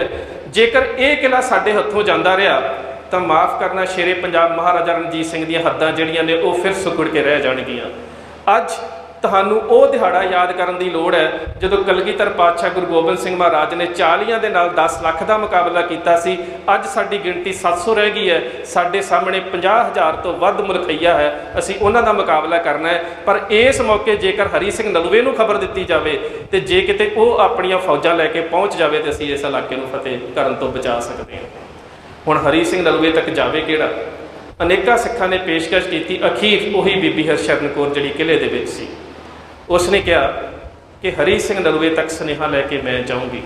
ਸਰਦਾਰ ਮਾਨ ਸਿੰਘ ਨੇ 15-17 ਦੀ ਬੜੀ ਪਿਆਰੀ ਚਿੱਠੀ ਲਿਖੀ। ਉਸਨੇ ਉਸ ਚਿੱਠੀ ਦੇ ਵਿੱਚ ਲਿਖਿਆ, ਜਰਨੈਲ ਹਰੀ ਸਿੰਘ ਜੀ, ਅਸੀਂ ਜਿੰਨਾ ਚਿਰ ਤੱਕ ਸਾਡੀ ਜਾਨ ਹੈ ਇਸ ਕਿਲੇ ਦੀ ਹਿਫਾਜ਼ਤ ਕਰਾਂਗੇ। ਜੋ ਗੁਰੂ ਗੋਬਿੰਦ ਸਿੰਘ ਮਹਾਰਾਜ ਨੇ ਸਾਨੂੰ ਅਸੂਲ ਤੇ ਦ੍ਰਿੜਤਾ ਬਖਸ਼ਿਸ਼ ਕੀਤੀ ਸੀ, ਉਹਦੇ ਮੁਤਾਬਕ ਜਿੰਨਾ ਚਿਰ ਇੱਕ ਵੀ ਸਿੱਖ ਦੇ ਸਰੀਰ ਦੇ ਵਿੱਚ ਪ੍ਰਾਣ ਨੇ, ਉਹ ਇਸ ਕਿਲੇ ਦੇ ਵਿੱਚ ਦੁਸ਼ਮਣ ਨੂੰ ਪੈਰ ਨਹੀਂ ਧਰਨ ਦੇਵੇਗਾ। ਪਰ ਸਾਡੀ ਮੌਤ ਤੋਂ ਬਾਅਦ ਜੇਕਰ ਦੁਸ਼ਮਣ ਕਿਲੇ ਦੇ ਵਿੱਚ ਸ਼ਾਮਲ ਹੁੰਦਾ ਹੈ, ਦਾਖਲ ਹੁੰਦਾ ਹੈ, ਤੇ ਉਸ ਨੂੰ ਸਾਡੀ ਕਾਇਰਤਾ ਨਾ ਸਮਝਿਆ ਜਾਵੇ। ਜਿੰਨਾ ਚਿਰ ਜਿਉਂਦੇ ਆ ਉਹਨਾਂ ਚਿਰ ਪੈਰ ਨਹੀਂ ਪਾਉਣ ਦੇਵਾਂਗੇ। ਪਰ ਸਾਨੂੰ ਪਤਾ ਹੈ ਕਿ ਤੁਸੀਂ ਬਿਮਾਰ ਹੋ, ਜੇ ਤੁਸੀਂ ਆ ਸਕਦੇ ਹੋ ਤੇ ਇਸ ਕਿਲੇ ਦੀ ਅਜ਼ਮਤ, ਇਸ ਦੀ ਸ਼ਾਨ ਨੂੰ ਦੁਬਾਰਾ ਖਾਲਸਾਈ ਸ਼ਾਨ ਦਾ ਪ੍ਰਤੀਕ ਸਮਝ ਕੇ ਬਚਾਇਆ ਜਾ ਸਕਦਾ ਹੈ। ਇਹ ਚਿੱਠੀ ਬੀਬੀ ਹਰਸ਼ਰਨ ਕੌਰ ਨੂੰ ਦਿੱਤੀ ਗਈ। ਬੀਬੀ ਹਰਸ਼ਰਨ ਕੌਰ ਜਦੋਂ ਕਿਲੇ ਚੋਂ ਨਿਕਲ ਲੱਗੀ, ਜੇ ਅਸੀਂ ਕਰੋ ਫਲਾਈ ਵੇਖੀਏ, ਜੇ ਸਿੱਧੇ ਤੌਰ ਤੇ ਵੇਖਿਆ ਜਾਵੇ ਤੇ ਜਮਰੌਦ ਦੇ ਕਿਲੇ ਤੋਂ 9.5 ਮੀਲ ਹੈ ਪੇਸ਼ਾਵਰ ਦਾ ਕਿਲਾ, ਜਿੱਥੇ ਹਰੀ ਸਿੰਘ ਨਲੂਆ ਸੀ। ਹੁਣ ਬੀਬੀ ਸਹੀ ਸਲਾਮਤ ਪਹੁੰਚ ਗਈ ਹੈ ਜਾਂ ਚਿੱਠੀ ਹਰੀ ਸਿੰਘ ਨਲੂਏ ਨੂੰ ਪਹੁੰਚ ਗਈ ਹੈ, ਇਹਦੇ ਵਾਸਤੇ ਵੀ ਇੱਕ ਤਰੀਕਾ ਮੁਕਰਰ ਕੀਤਾ ਗਿਆ। ਇਹ ਬੀਬੀ ਰਾਤ ਨੂੰ ਨਿਕਲੀ ਔਰ ਉਸਨੇ ਕਿਹਾ ਕਿ ਜੇਕਰ ਇਹ ਚਿੱਠੀ ਹਰੀ ਸਿੰਘ ਨਲੂਏ ਤੱਕ ਪਹੁੰਚ ਗਈ, ਜਦੋਂ ਵੀ ਮੈਂ ਹਰੀ ਸਿੰਘ ਨਲੂਏ ਦੀ ਕੋਲ ਪਹੁੰਚੂੰਗੀ ਉਦੋਂ ਵੱਡੀ ਤੋਪ ਦਾ ਫਾਇਰ ਕੀਤਾ ਜਾਵੇਗਾ। ਉਸ ਤੋਪ ਦੀ ਆਵਾਜ਼ ਤੁਹਾਨੂੰ ਆਵੇਗੀ, ਇਹਦਾ ਮਤਲਬ ਹੋਵੇਗਾ ਕਿ ਚਿੱਠੀ ਹਰੀ ਸਿੰਘ ਨਲੂਏ ਤੱਕ ਪਹੁੰਚ ਗਈ ਹੈ। ਪਰ ਜੇ ਉਸ ਤੋਪ ਦਾ ਫਾਇਰ ਨਾ ਹੋਇਆ, ਫਿਰ ਤੁਸੀਂ ਸਮਝ ਲਿਓ ਕਿ ਦੁਸ਼ਮਣਾਂ ਨੇ ਮੈਨੂੰ ਘੇਰ ਲਿਆ ਤੇ ਮੈਂ ਰਸਤੇ ਦੇ ਵਿੱਚ ਮੁਕਾਬਲਾ ਕਰਦੀ ਸ਼ਹੀਦ ਹੋ ਗਈ ਹਾਂ। ਪਰ ਜੇ ਚਿੱਠੀ ਪਹੁੰਚ ਜਾਵੇਗੀ, ਫਿਰ ਮੈਂ ਪੇਸ਼ਾਵਰ ਪਹੁੰਚ ਕੇ ਪੇਸ਼ਾਵਰ ਦੇ ਕਿਲੇ ਤੋਂ ਤੋਪ ਦਾ ਫਾਇਰ ਕਰਵਾ ਦੇਵਾਂਗੀ। ਦਿਨ ਚੜ੍ਹਦੇ ਅੰਮ੍ਰਿਤ ਵੇਲੇ ਤੱਕ ਬੀਬੀ ਉੱਥੋਂ ਨਿਕਲੀ, ਕਿਲੇ ਦੇ ਵਿੱਚੋਂ ਬਚਦੀ ਬਚਾਉਂਦੀ ਭੇਸ ਬਦਲ ਕੇ ਨਿਕਲੀ। ਅਖੀਰ ਹਰੀ ਸਿੰਘ ਨਲੂਏ ਤੱਕ ਪਹੁੰਚੀ। ਜਾ ਕੇ ਪੇਸ਼ਾਵਰ ਦੀ ਤੋਪ ਦਾ ਫਾਇਰ ਕੀਤਾ ਗਿਆ। ਅੰਦਰਲੇ ਸਿੰਘਾਂ ਨੂੰ ਪਤਾ ਲੱਗ ਗਿਆ ਕਿ ਹਰੀ ਸਿੰਘ ਨਲੂਏ ਤੱਕ ਖਬਰ ਪਹੁੰਚ ਚੁੱਕੀ ਹੈ। ਹਰੀ ਸਿੰਘ ਨਲੂਏ ਦੇ ਕੋਲ ਉਸ ਵੇਲੇ 25 ਤੋਪਾਂ, ਜਿਨ੍ਹਾਂ ਚੋਂ 15 ਵੱਡੀਆਂ ਤੇ 10 ਛੋਟੀਆਂ ਤੋਪਾਂ, ਉਹਦੇ ਤੋਂ ਇਲਾਵਾ 3000 ਘੋੜਸਵਾਰ ਤੇ 7000 ਪੈਦਲ ਫੌਜ ਸੀ। ਹਰੀ ਸਿੰਘ ਨਲੂਏ ਨੇ ਉਸੇ ਵੇਲੇ ਉਸ ਫੌਜ ਨੂੰ ਲਿਆ ਤੇ 29 ਦੀ ਰਾਤ ਨੂੰ ਹੀ ਉੱਥੋਂ ਕੂਚ ਕਰ ਦਿੱਤਾ। ਰਸਤੇ ਦੇ ਵਿੱਚ ਵਿਸ਼ਰਾਮ ਕਰਕੇ ਸਵੇਰੇ ਦਿਨ ਚੜ੍ਹਦੇ ਨੂੰ 30 ਅਪ੍ਰੈਲ ਨੂੰ ਹਰੀ ਸਿੰਘ ਨਲੂਆ ਜਿਹੜਾ ਸੀ ਉਹ ਦਰਾਏ ਖੈਬਰ ਦੇ ਜਮਰੌਦ ਦੇ ਕਿਲੇ ਦੇ ਸਾਹਮਣੇ ਮੈਦਾਨ ਦੇ ਵਿੱਚ ਆ ਗਿਆ। ਉਸ ਮੈਦਾਨੇ ਜੰਗ ਦੇ ਵਿੱਚ ਲੜਾਈ ਹੋਈ। ਸ਼ਮੀ ਖਾਨ, ਅਕਬਰ ਖਾਨ, ਅਜ਼ਮਲ ਖਾਨ, ਆਜ਼ਮ ਖਾਨ, ਇਹ ਜਿੰਨੇ ਵੀ ਬੜੇ ਵੱਡੇ ਜਰਨੈਲ ਸੀ, ਇਹਨਾਂ ਸਾਰਿਆਂ ਨੇ ਕਿਲੇ ਨੂੰ ਇੱਕ ਪਾਸੇ ਤੋਂ ਘੇਰਿਆ ਹੋਇਆ ਸੀ। ਹਰੀ ਸਿੰਘ ਨਲੂਏ ਦੀ ਫੌਜ ਨੂੰ ਘੇਰਾ ਪਾਉਣ ਦੀ ਕੋਸ਼ਿਸ਼ ਕੀਤੀ, ਪਰ ਹਰੀ ਸਿੰਘ ਨਲੂਆ, ਸਰਦਾਰ ਅਜੈਬ ਸਿੰਘ ਰੰਧਾਵਾ, ਸਰਦਾਰ ਨਿਧਾਨ ਸਿੰਘ ਪੰਜ ਹੱਥਾ, ਸਰਦਾਰ ਅਮਰ ਸਿੰਘ ਮਜੀਠੀਆ, ਇਹ ਇੰਨੀ ਬਹਾਦਰੀ ਦੇ ਨਾਲ ਲੜੇ ਕਿ ਇਹਨਾਂ ਨੇ ਉਸ ਯੂਸਫ ਡਈ ਪਠਾਣਾ ਦਾ ਘੇਰਾ ਤੋੜ ਦਿੱਤਾ। ਅਖੀਰ ਲੜਦਿਆਂ ਸ਼ਮੀ ਖਾਨ ਜਿਹੜਾ ਉਹਨਾਂ ਦਾ ਜਰਨੈਲ ਸੀ, ਹਰੀ ਸਿੰਘ ਨਲੂਏ ਦੇ ਸਾਹਮਣੇ ਆ ਗਿਆ। ਜਦੋਂ ਸਰਦਾਰ ਹਰੀ ਸਿੰਘ ਨਲੂਏ ਦੇ ਸਾਹਮਣੇ ਆਇਆ ਤੇ ਉਸ ਵੇਲੇ ਸਰਦਾਰ ਹਰੀ ਸਿੰਘ ਨਲੂਏ ਨੇ ਮੰਗਾਰਿਆ, ਸ਼ਮੀ ਖਾਨ, ਤੂੰ ਇਸ ਇਲਾਕੇ ਨੂੰ ਫਤਿਹ ਕਰਨਾ ਚਾਹੁੰਦਾ ਸੀ ਨਾ, ਅੱਜ ਕੌਮ ਦਾ ਜਰਨੈਲ ਹਰੀ ਸਿੰਘ ਨਲੂਆ ਤੇਰੇ ਸਾਹਮਣੇ ਹੈ, ਤੇ ਜਿੰਨੇ ਤੂੰ ਆਪਣੇ ਚਾਲ ਲਾਉਣੇ ਚਾਹੁੰਦਾ ਹੈ ਨਾ ਕਿ ਹਰੀ ਸਿੰਘ ਨਲੂਏ ਨੂੰ ਮੈਦਾਨੇ ਜੰਗ ਦੇ ਵਿੱਚ ਕਤਲ ਕਰਕੇ ਸੁੱਟਣਾ ਹੈ, ਤੂੰ ਆਪਣੀ ਤਲਵਾਰਬਾਜ਼ੀ ਕਰ ਸਕਦਾ ਹੈ। ਸ਼ਮੀ ਖਾਨ ਨੇ ਹਰੀ ਸਿੰਘ ਨਲੂਏ ਦੇ ਉੱਪਰ ਹਮਲੇ ਕੀਤੇ, ਤਲਵਾਰ ਦੇ ਕਈ ਵਾਰ ਕੀਤੇ। ਹਰੀ ਸਿੰਘ ਨਲੂਏ ਨੇ ਉਹਨਾਂ ਵਾਰਾਂ ਦਾ ਬਚਾਅ ਕੀਤਾ। ਅਖੀਰ ਇੱਕ ਐਸਾ ਵਾਰ ਕੀਤਾ ਕਿ ਸ਼ਮੀ ਖਾਨ ਦੀ ਸੰਜੋਲ ਨੂੰ ਪਾੜਦਾ ਹੋਇਆ ਉਹਦੀ ਛਾਤੀ 'ਚ ਲੱਗਾ। ਸ਼ਮੀ ਖਾਨ ਜ਼ਮੀਨ ਤੇ ਡਿੱਗ ਪਿਆ। ਜਦੋਂ ਜ਼ਮੀਨ ਤੇ ਡਿੱਗ ਪਿਆ ਤੇ ਦੋਵੇਂ ਹੱਥ ਜੋੜ ਦਿੱਤੇ ਤੇ ਹਰੀ ਸਿੰਘ ਨਲੂਏ ਨੇ ਤਲਵਾਰ ਚੁੱਕ ਲਈ। ਇਹ ਸਿੱਖ ਦੇ ਅਸੂਲ ਵੇਖ ਲਓ ਉਸ ਜਰਨੈਲ ਦੇ, ਕਿ ਸਭ ਤੋਂ ਵੱਡਾ ਦੁਸ਼ਮਣ ਜਿਹੜਾ ਜਹਾਦ ਦੇ ਵਿੱਚ ਇਹ ਗੱਲ ਕਹਿ ਕੇ ਆਇਆ ਸੀ ਕਿ ਮੈਂ ਹਰੀ ਸਿੰਘ ਨਲੂਏ ਦਾ ਸਿਰ ਵੱਢ ਕੇ ਲੈ ਕੇ ਆਊਂਗਾ, ਅੱਜ ਉਹ ਹਰੀ ਸਿੰਘ ਨਲੂਏ ਦੇ ਥੱਲੇ ਡਿੱਗਾ ਪਿਆ, ਦੋਵੇਂ ਹੱਥ ਜੋੜੇ ਨੇ ਤੇ ਹਰੀ ਸਿੰਘ ਨਲੂਏ ਨੇ ਉਸ 'ਤੇ ਵਾਰ ਨਹੀਂ ਕੀਤਾ। ਉਸ ਦੇ ਅੰਗ ਰੱਖਿਆ ਨੂੰ ਸੱਦ ਕੇ ਕਹਿੰਦਾ, ਆਪਣੇ ਜਰਨੈਲ ਨੂੰ ਚੁੱਕ ਕੇ ਲੈ ਜਾਓ, ਹਰੀ ਸਿੰਘ ਨਲੂਆ ਥੱਲੇ ਡਿੱਗੇ ਦੇ ਉੱਪਰ ਵਾਰ ਨਹੀਂ ਕਰਦਾ। ਉਸ ਨੂੰ ਜ਼ਖਮੀ ਹੋਏ ਨੂੰ ਵਾਪਸ ਭੇਜ ਦਿੱਤਾ। ਜਾ ਕੇ ਉਹ ਕੰਦਰ ਦੇ ਵਿੱਚ ਲੁਕ ਗਿਆ। ਹਰੀ ਸਿੰਘ ਨਲੂਏ ਨੇ ਸ਼ਾਮ ਤੱਕ ਉਸ ਮੈਦਾਨੇ ਜੰਗ ਨੂੰ ਫਤਿਹ ਕਰ ਦਿੱਤਾ। ਜਿਹੜੇ ਉੱਥੋਂ ਦੇ ਕਾਬਲ ਤੇ ਜਲਾਲਾਬਾਦ ਦੇ ਪਠਾਨ ਸੀ, ਜਿਹੜੇ ਦੋਸਤ ਮੁਹੰਮਦ ਖਾਨ ਦੇ 5 ਪੁੱਤਰਾਂ ਦੀ ਅਗਵਾਈ ਦੇ ਵਿੱਚ ਆਏ ਸੀ, ਉਹ ਸਾਰੇ ਪਿੱਛੇ ਨੂੰ ਭੱਜ ਗਏ। ਤੇ ਉੱਥੇ ਸਰਦਾਰ ਨਿਧਾਨ ਸਿੰਘ ਤੇ ਸਰਦਾਰ ਅਮਰ ਸਿੰਘ ਹੁਣਾਂ ਨੇ, ਇਤਿਹਾਸ 'ਚ ਕਹਿ ਲਈਏ ਤੇ ਗਲਤੀ ਹੈ, ਅੱਜ ਦੇ ਸਮੇਂ ਦੇ ਵਿੱਚ ਕੀ ਮਜਬੂਰੀ ਹੋਵੇਗੀ ਕਿਉਂਕਿ ਅਸੀਂ ਉਹਨਾਂ ਹਾਲਾਤਾਂ ਨੂੰ ਨਹੀਂ ਵੇਖਿਆ ਕੀ ਹੈ, ਉਹਨਾਂ ਨੇ ਪਿੱਛੇ ਜਾਂਦੇ ਪਠਾਣਾਂ ਦਾ ਪਿੱਛਾ ਕੀਤਾ ਪਠਾਣਾ ਨੇ ਮੁੜ ਕੇ ਫਿਰ ਹਮਲਾ ਕਰ ਦਿੱਤਾ। ਜਦੋਂ ਹਰੀ ਸਿੰਘ ਨਲੂਏ ਨੂੰ ਪਤਾ ਲੱਗਾ ਕਿ ਦੁਬਾਰਾ ਪਠਾਣਾ ਨੇ ਇੱਕ ਕੰਧਰ ਦੇ ਵਿੱਚ ਹਮਲਾ ਕੀਤਾ ਤੇ ਸਰਦਾਰ ਹਰੀ ਸਿੰਘ ਨਲੂਆ ਉਹਨਾਂ ਦੀ ਮਦਦ ਦੇ ਵਾਸਤੇ ਗਿਆ, ਤੇ ਜਦੋਂ ਉਹਨਾਂ ਦੀ ਮਦਦ ਦੇ ਵਿੱਚ ਜਾ ਰਿਹਾ ਸੀ, ਰਸਤੇ ਦੇ ਵਿੱਚ ਹਰੀ ਸਿੰਘ ਨਲੂਏ ਨੂੰ ਗੋਲੀਆਂ ਲੱਗੀਆਂ। ਕਿਤਾਬ ਬਾਹਰ ਇੱਕ ਪਈ ਹੈ, ਉਸ ਕਿਤਾਬ ਦੇ ਬਾਹਰ ਜਦੋਂ ਤੁਸੀਂ ਪੜ੍ਹੋਗੇ ਹਰੀ ਸਿੰਘ ਨਲੂਏ ਦੇ ਜੀਵਨ ਦੇ ਬਾਰੇ, ਤੇ ਉਹਦੇ 'ਚ ਲਿਖਿਆ ਕਿ ਹਰੀ ਸਿੰਘ ਨਲੂਏ ਦੀ ਛਾਤੀ 'ਚ ਗੋਲੀਆਂ ਲੱਗੀਆਂ। ਤੁਸੀਂ ਸਾਰੇ ਬਜ਼ੁਰਗ ਬੈਠੇ ਹੋ, ਘੋੜਸਵਾਰ ਬੰਦੇ ਦੀ ਛਾਤੀ 'ਚ ਗੋਲੀ ਲੱਗੇ ਤੇ ਉਹ ਪਿੱਛੇ ਨੂੰ ਡਿੱਗਦਾ, ਪਰ ਹਰੀ ਸਿੰਘ ਨਲੂਆ ਪਿੱਛੇ ਨੂੰ ਨਹੀਂ ਡਿੱਗਾ। ਗਿਆਨੀ ਗਿਆਨ ਸਿੰਘ ਦੀ ਤਵਾਰੀਖ ਗੁਰੂ ਖਾਲਸਾ ਪੜ੍ਹ ਕੇ ਵੇਖਿਓ, ਹਰੀ ਸਿੰਘ ਨਲੂਆ ਘੋੜੇ ਦੀ ਧੌਣ ਦੇ ਉੱਪਰ ਡਿੱਗਾ, ਇਹਦਾ ਮਤਲਬ ਗੋਲੀ ਪਿੱਛੋਂ ਲੱਗੀ। ਔਰ ਇਹ ਗੱਲ ਖੁੱਲੀ ਉਦੋਂ ਜਦੋਂ ਹਰੀ ਸਿੰਘ ਨਲੂਆ ਪਸ਼ਾਵਰ ਤੋਂ ਤੁਰਨ ਲੱਗਾ ਹੈ ਨਾ, ਉਹਨੇ ਰਣਜੀਤ ਸਿੰਘ ਨੂੰ ਇੱਕ ਚਿੱਠੀ ਭੇਜੀ ਸੀ ਕਿ ਰਣਜੀਤ ਸਿੰਘ ਜੀ, ਜੇ ਵਿਆਹ ਦੀਆਂ ਰਸਮਾਂ ਸੰਪੂਰਨ ਹੋ ਗਈਆਂ ਤੇ ਜਮਰੌਦ ਦਾ ਕਿਲ੍ਹਾ ਹੱਥੋਂ ਜਾ ਰਿਹਾ, ਆਪਣੀ ਫੌਜ ਨੂੰ ਤੁਸੀਂ ਜਮਰੌਦ ਵੱਲ ਭੇਜ ਦਿਓ। ਉਹ ਚਿੱਠੀ ਧਿਆਨ ਸਿੰਘ ਡੋਗਰੇ ਦੇ ਹੱਥ ਲੱਗੀ ਤੇ ਧਿਆਨ ਸਿੰਘ ਡੋਗਰੇ ਨੇ ਉਹ ਚਿੱਠੀ ਰਣਜੀਤ ਸਿੰਘ ਨੂੰ ਦਿੱਤੀ ਹੀ ਨਹੀਂ। ਇਸ ਕਰਕੇ ਲਾਹੌਰ ਦੀ ਫੌਜ ਉਹਨੂੰ ਰਹਿ ਗਈ, ਤੇ ਜਿਹੜੀਆਂ ਹਰੀ ਸਿੰਘ ਨਲੂਏ ਦੇ ਗੋਲੀਆਂ ਵੱਜੀਆਂ ਉਹ ਪਿੱਠ ਦੇ ਵਿੱਚ ਮਰਾਰੀਆਂ ਗਈਆਂ। ਸਰਦਾਰ ਵਿਜੇ ਸਿੰਘ, ਇਹ ਡੋਗਰਾ ਸੀ, ਇਹ ਉਹ ਡੋਗਰਾ ਸੀ ਜਿਸ ਨੇ ਕੰਵਰ ਨਿਹਾਲ ਸਿੰਘ ਦੇ ਉੱਪਰ ਕਿਲ੍ਹੇ ਦਾ ਛੱਜਾ ਸੁੱਟਿਆ ਸੀ। ਉਹਨੇ ਬਾਅਦ ਦੇ ਵਿੱਚ ਮੰਨਿਆ ਵੀ ਕਿ ਹਰੀ ਸਿੰਘ ਨਲੂਏ ਨੂੰ ਅਸੀਂ ਫੌਜ ਦੇ ਵਿੱਚੋਂ ਹੀ ਪੈਸੇ ਦੇ ਕੇ ਮਰਵਾਇਆ ਹੈ। ਸੋ ਕੌਮ ਦੇ ਇਸ ਜਰਨੈਲ ਦੇ ਨਾਲ ਇਹ ਧੋਖਾ ਹੋਇਆ ਕਿ ਜਦੋਂ ਪਿੱਛੇ ਭੱਜ ਰਿਹਾ ਸੀ, ਉਹਦੇ ਗੋਲੀਆਂ ਲੱਗੀਆਂ, 2 ਛਾਤੀ ਦੇ ਵਿੱਚ ਨਹੀਂ ਲੱਗੀਆਂ, ਪਿੱਠ ਦੇ ਵਿੱਚ ਲੱਗੀਆਂ, ਉਹ ਘੋੜੇ ਦੀ ਧੌਣ ਦੇ ਉੱਪਰ ਡਿੱਗ ਪਿਆ ਤੇ ਉਸ ਵੇਲੇ ਉਹ ਜ਼ਖਮੀ ਹੋਇਆ ਜਿਹੜਾ ਜਰਨੈਲ ਸੀ। ਜੇਕਰ ਤੁਸੀਂ ਕਾਦਰ ਯਾਰ ਨੂੰ ਪੜ੍ਹੋ ਤੇ ਉੱਥੋਂ ਬੜਾ ਕਲੀਅਰ ਹੋ ਜਾਂਦਾ ਹੈ, ਕਹਿੰਦਾ ਨੂਨ ਨਿਕਲ ਚੱਲ ਹਵਾ ਚੋਂ ਘੋੜਿਆ ਹੋਏ, ਅੱਜ ਜ਼ਖਮੀ ਹੈ ਅਸਵਾਰ ਤੇਰਾ। ਇਹਦਾ ਮਤਲਬ ਕਿ ਹਰੀ ਸਿੰਘ ਨਲੂਆ ਘੋੜੇ ਤੋਂ ਨਹੀਂ ਡਿੱਗਾ, ਬਲਕਿ ਜ਼ਖਮੀ ਹੋ ਕੇ ਘੋੜੇ ਦੇ ਉੱਪਰ ਹੀ ਮੁੱਦਾ ਹੋ ਗਿਆ। ਕਿਲ੍ਹੇ ਦੇ ਵਿੱਚ ਲਿਆਂਦਾ ਗਿਆ ਹਰੀ ਸਿੰਘ ਨਲੂਏ ਨੂੰ, ਬਹੁਤ ਜ਼ਿਆਦਾ ਖੂਨ ਵਗ ਚੁੱਕਾ ਸੀ।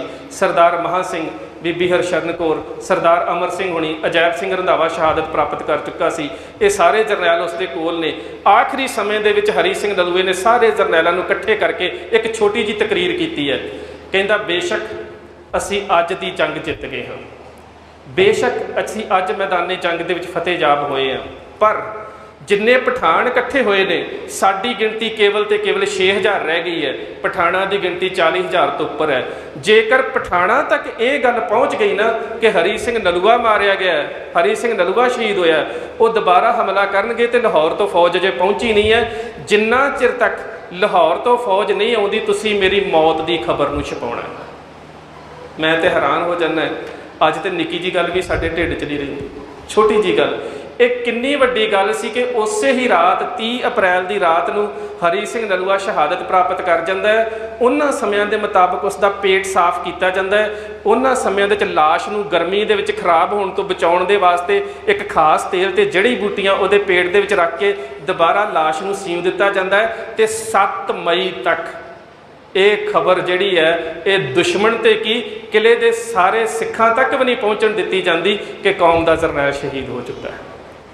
ਇੱਥੋਂ ਤੱਕ ਕਿ ਗਿਆਨੀ ਗਿਆਨ ਸਿੰਘ ਲਿਖਦੇ ਨੇ 2 ਵਾਰੀ ਉਸ ਦੀ ਲਾਸ਼ ਨੂੰ ਕਿਲੇ ਦੇ ਉੱਪਰ ਬਿਠਾ ਕੇ ਸਾਰੇ ਕਿਲੇ ਦੀ ਫਸੀਲ ਦਾ ਗੇੜਾ ਕਢਾਇਆ ਗਿਆ ਕਿ ਦੁਸ਼ਮਣ ਵੇਖ ਲਵੇ ਕਿ ਕੌਮ ਦਾ ਜਰਨੈਲ ਹਰੀ ਸਿੰਘ ਅਜੇ ਵੀ ਜਿਉਂਦਾ ਹੈ। ਜਦੋਂ 7 ਮਈ ਨੂੰ ਉੱਥੇ ਫੌਜ ਪਹੁੰਚੀ, ਉਦੋਂ ਸਾਰੀ ਫੌਜ ਨੂੰ ਦੱਸਿਆ ਗਿਆ ਕਿ ਹਰੀ ਸਿੰਘ ਨਲੂਏ ਨੂੰ ਸ਼ਹੀਦ ਹੋਏ ਨੂੰ ਅੱਜ 6ਵਾਂ ਦਿਨ ਹੋ ਗਿਆ। ਸੋ ਇਹ ਕੌਮ ਦਾ ਉਹ ਜਰਨੈਲ ਸੀ ਜਿਸ ਨੇ ਇੰਨਾ ਵੱਡਾ ਇਲਾਕਾ ਫਤਿਹ ਕੀਤਾ। ਤੇ ਮੈਂ ਸੋਚਦਾ ਹਾਂ ਕਿ ਸ਼ਰਧਾ ਦੇ ਨਾਲ ਸਿਰ ਝੁਕਦਾ ਹੈ, ਜਿਸ ਕੌਮ ਦਾ ਐਡਾ ਵੱਡਾ ਜਰਨੈਲ ਸੀ ਉਸ ਕੌਮ ਨੂੰ ਕੋਈ ਯਾਦ ਨਹੀਂ। ਅੱਜ ਇੱਕ ਤੁਹਾਡੇ ਪਿੰਡ ਦੇ ਵਿੱਚ 1-2 ਹੋਰ ਥਾਵਾਂ ਤੇ ਮੈਂ ਵੇਖਿਆ ਕਿ ਉਹਦੇ ਸ਼ਹੀਦੀ ਦਿਹਾੜੇ ਨੂੰ ਮਨਾਇਆ ਜਾ ਰਿਹਾ ਸ਼ਰਧਾ ਦੇ ਨਾਲ, ਸਾਰੀ ਕੌਮ ਨੂੰ ਕੋਈ ਚੇਤਾ ਨਹੀਂ। ਔਰ ਖਾਸ ਕਰਕੇ ਇਹ ਹਿੰਦੁਸਤਾਨ ਦੇ ਲੋਕ ਜਿਨ੍ਹਾਂ ਨੂੰ ਤਾਂ ਅੱਜ ਸਾਰੇ ਹਿੰਦੁਸਤਾਨ ਦੇ ਵਿੱਚ ਛੁੱਟੀ ਕਰਨੀ ਚਾਹੀਦੀ ਸੀ ਕਿ ਜੇ ਕਿਤੇ ਦਰਾਏ ਖੈਬਰ ਦੇ ਉੱਪਰ ਹਰੀ ਸਿੰਘ ਨਲੂਏ ਵਰਗਾ ਜਰਨੈਲ ਖਾਲਸਾਈ ਨਿਸ਼ਾਨ ਸਾਹਿਬ ਨਾ ਲਹਿਰਾਉਂਦਾ ਤਾਂ ਕਦੀ ਵੀ ਇਹ ਇਲਾਕਾ ਪੰਜਾਬ ਦਾ ਹਿੱਸਾ ਨਾ ਬਣਦਾ। ਅੱਜ ਜੇ ਪੰਜਾਬ ਤੇ ਇੱਥੋਂ ਦਿੱਲੀ ਤੱਕ ਦਾ ਇਲਾਕਾ ਹਿੰਦੁਸਤਾਨ ਦਾ ਹਿੱਸਾ ਹੈ ਤਾਂ ਉਸ ਜਰਨੈਲ ਦੀ ਸ਼ਹਾਦਤ ਦੇ ਸਦਕਾ ਹੈ। ਸੋ ਵਕਤ ਥੋੜ੍ਹਾ ਜ਼ਿਆਦਾ ਲੈ ਗਿਆ।